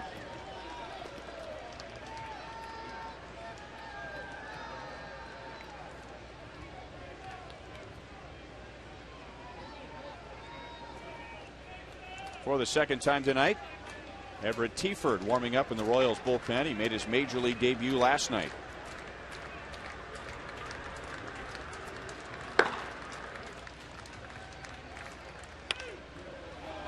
Still 2-2. In the top of the ninth, the leadoff walk to Gentry with one out. Elvis Andrus singled it home. Bottom of the ninth inning, Eric Hosmer homer to tie the game. Top of the 10th inning, first and third, nobody out for the Rangers. Couldn't score against Blake Wood. Bottom of the 10th, first and third, one out. Bases loaded, one out for the Royals, and they failed to score. And now the Rangers threatening again in the 11th. 3 balls, 2 strikes.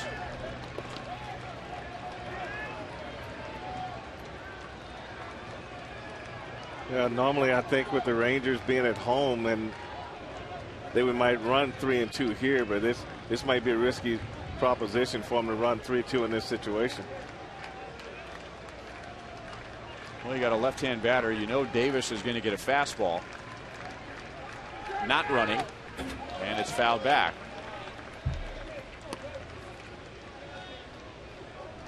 Then we don't hit again. You always worry about that line drive double play that takes you out of the inning. So if you, the home team, you might play it a little bit differently.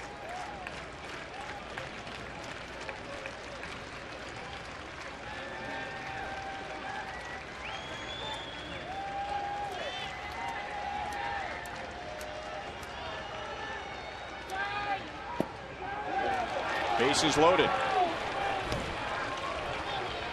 It is the 13th walk given up by the Royals tonight and the 24th of this homestand. And this is just game 3 of the homestand.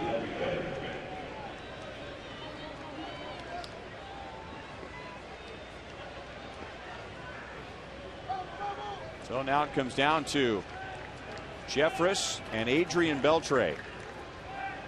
In the last 2 innings, both teams have had no trouble getting a runner to third base with less than 2 outs. But big trouble after that. Beltre fastball for a strike on Beltre, who is second in the American League with 35 RBIs. He drove in his 35th, hitting into a force out and avoiding a double play in the third. He did hit into a double play in the 5th. Well, it just depends on the hitters. It comes down to hitters getting good pitches for the situation that they're in. Line drive center field. 1 run will score. And now coming around third is Kinsler, and he beat the throw. Just got his foot in front of the tag.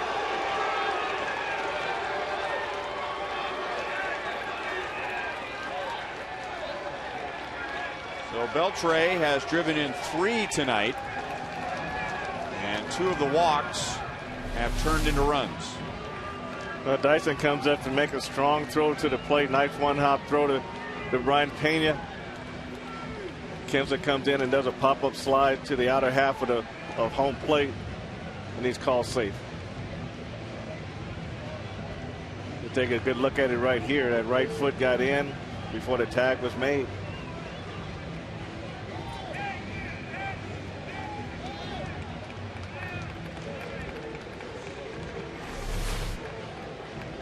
So it'll be Teaford with runners at first and third and 1 out.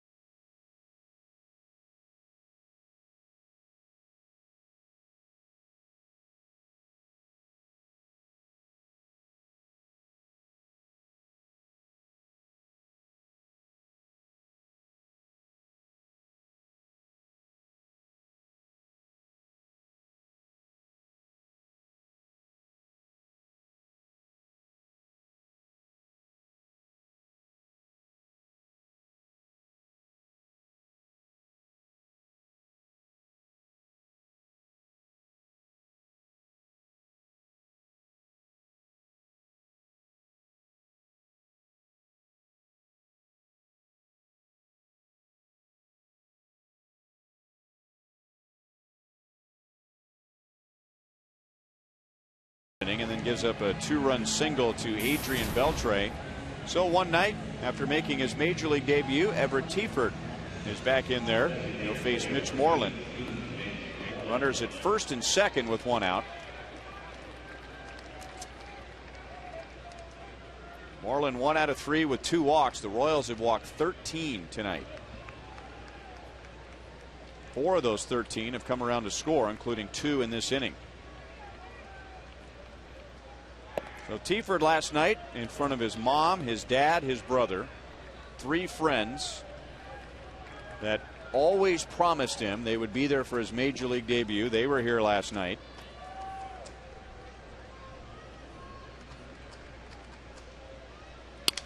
Broken bat, 1 hopper, out at second base, and a double play. So the Royals turn their 3rd tonight with the Rangers strike for 2.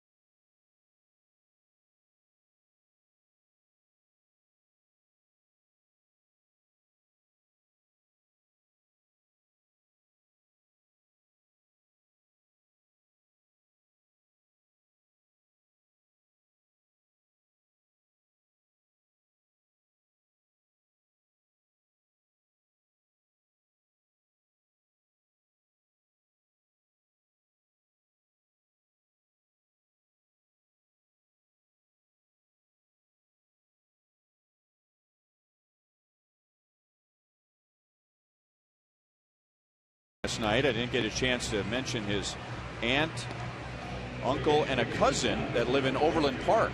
Were part of the Tiefert family and friends watching his big league debut last night.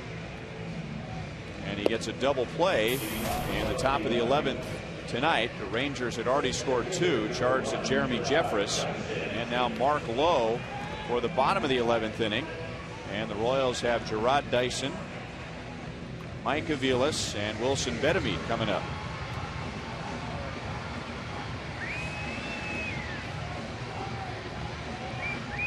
Looks like Mom is kind of tuned out, frustrated by the 2-run 11th inning, but daughter is trying to convince her that the Royals are about to get 3 here in the bottom of the 11th. Full of life.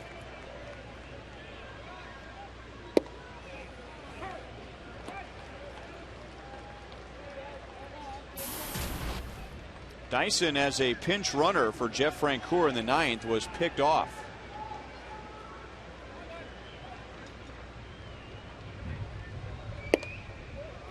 One ball, 1 strike.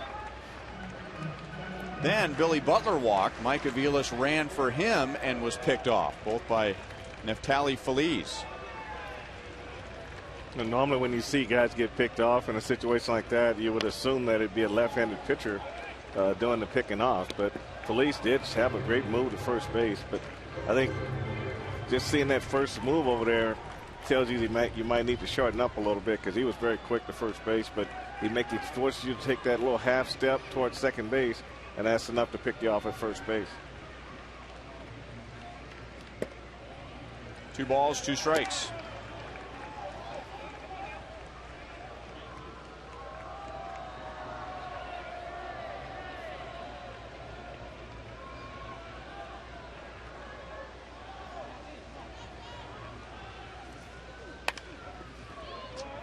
Slap foul, still 2-2.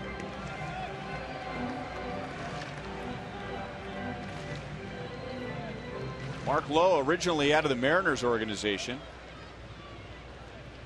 But it was a thrill for him to go to the Rangers because he went to school at the University of Texas Arlington, and that's where the Rangers play, in Arlington, Texas. And he strikes out Dyson for the first out in the bottom of the 11th. That is the alma mater of former Royals manager Trey Hillman, former Royals third base coach Dave Owen, and current bullpen coach Steve Foster.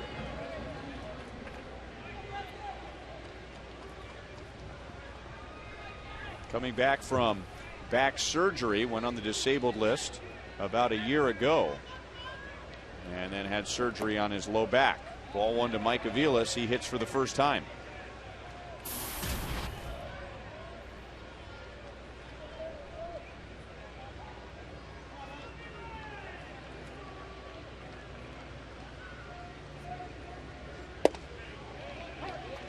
One and one.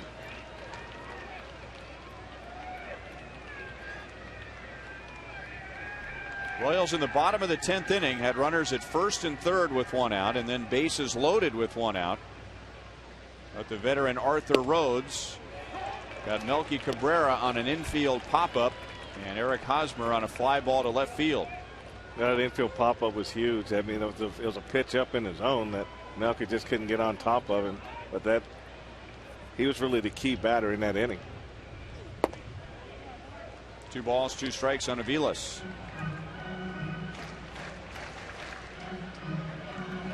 Tomorrow night, same time, 7:10 first pitch. Royals live at 6:30, and it's Luke Hochevar against Derek Holland. And that's the final game of this series, and the Cardinals in on Friday for a weekend series. Davis gobbles it up, goes to the bag, 2 down.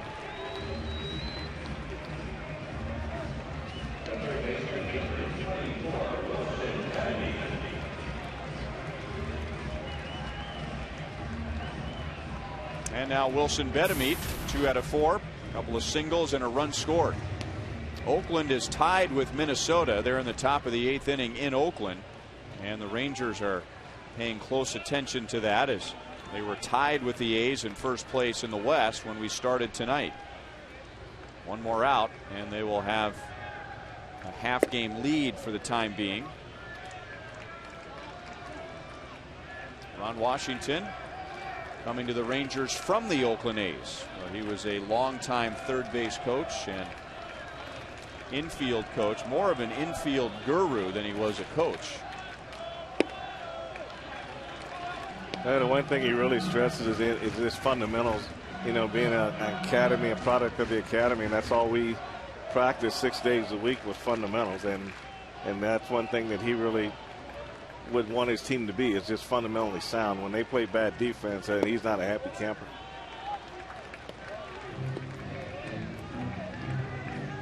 Well, as the old saying goes, you can't have good pitching and bad defense. And the A's have had good pitching for a long time. They had excellent pitching when Ron Washington was there, and they had some very talented arms, don't get me wrong, but they also had good defense.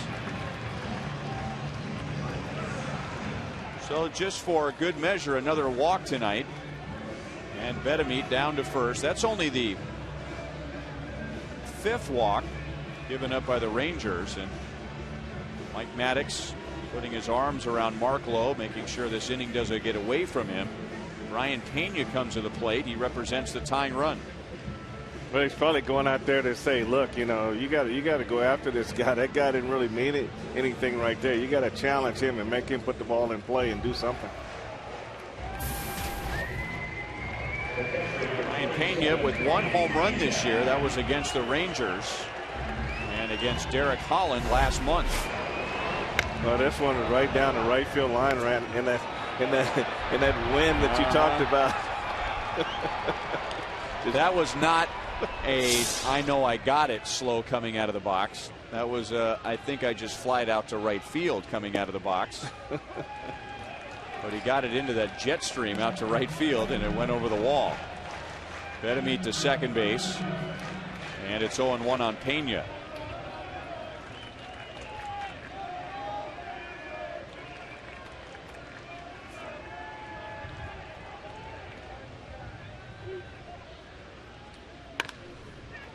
Oh, 2.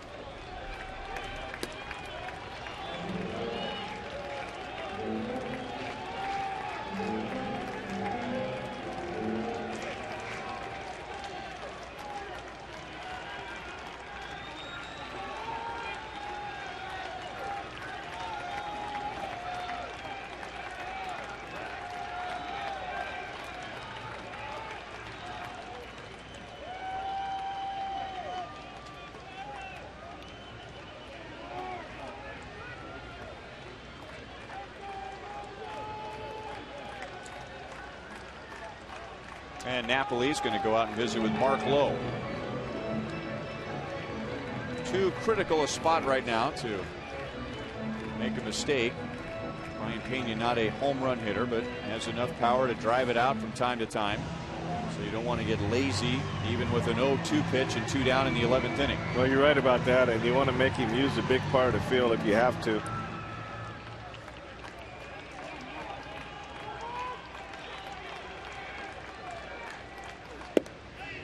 One ball, 2 strikes.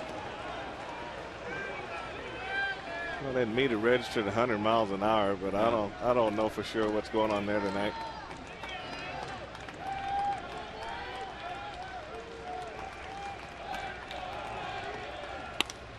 Line drive, center field. It's going to be a 1-run game, and the Royals will have the tying run at first base. Well, Brian Pena hangs in there after falling behind 0-2.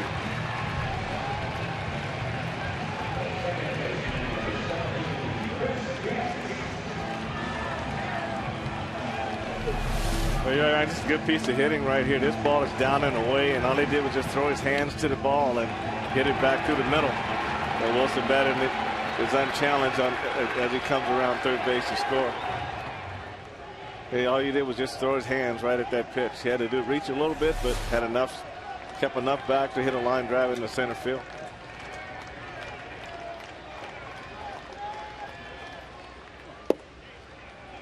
And a strike on Chris Getz, who has had a good night. As Ned Yost shuffled the lineup, Getz bats 8th. He had been 0 for his last 12, but in his first at bat tonight drove in a run with a single, and he has 2 hits. That's going to be a long run for 3 Rangers, and it will bounce up into the seats.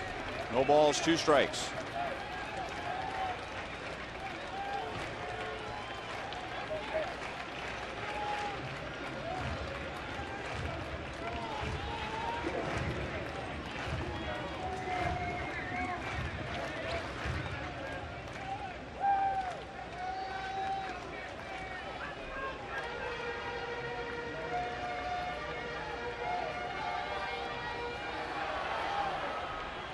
Back in the second inning with 2 outs and nobody on, the Royals scored 2, and Getz had an RBI in that inning. And now here in the 11th with 2 outs and nobody on, the Royals have 1 in the tying run at first, and Getz strikes out. He was jumping out of the way. Mike Winters wouldn't go for it, and the Rangers take game 1 in 11 innings, 5-4. We'll be right back.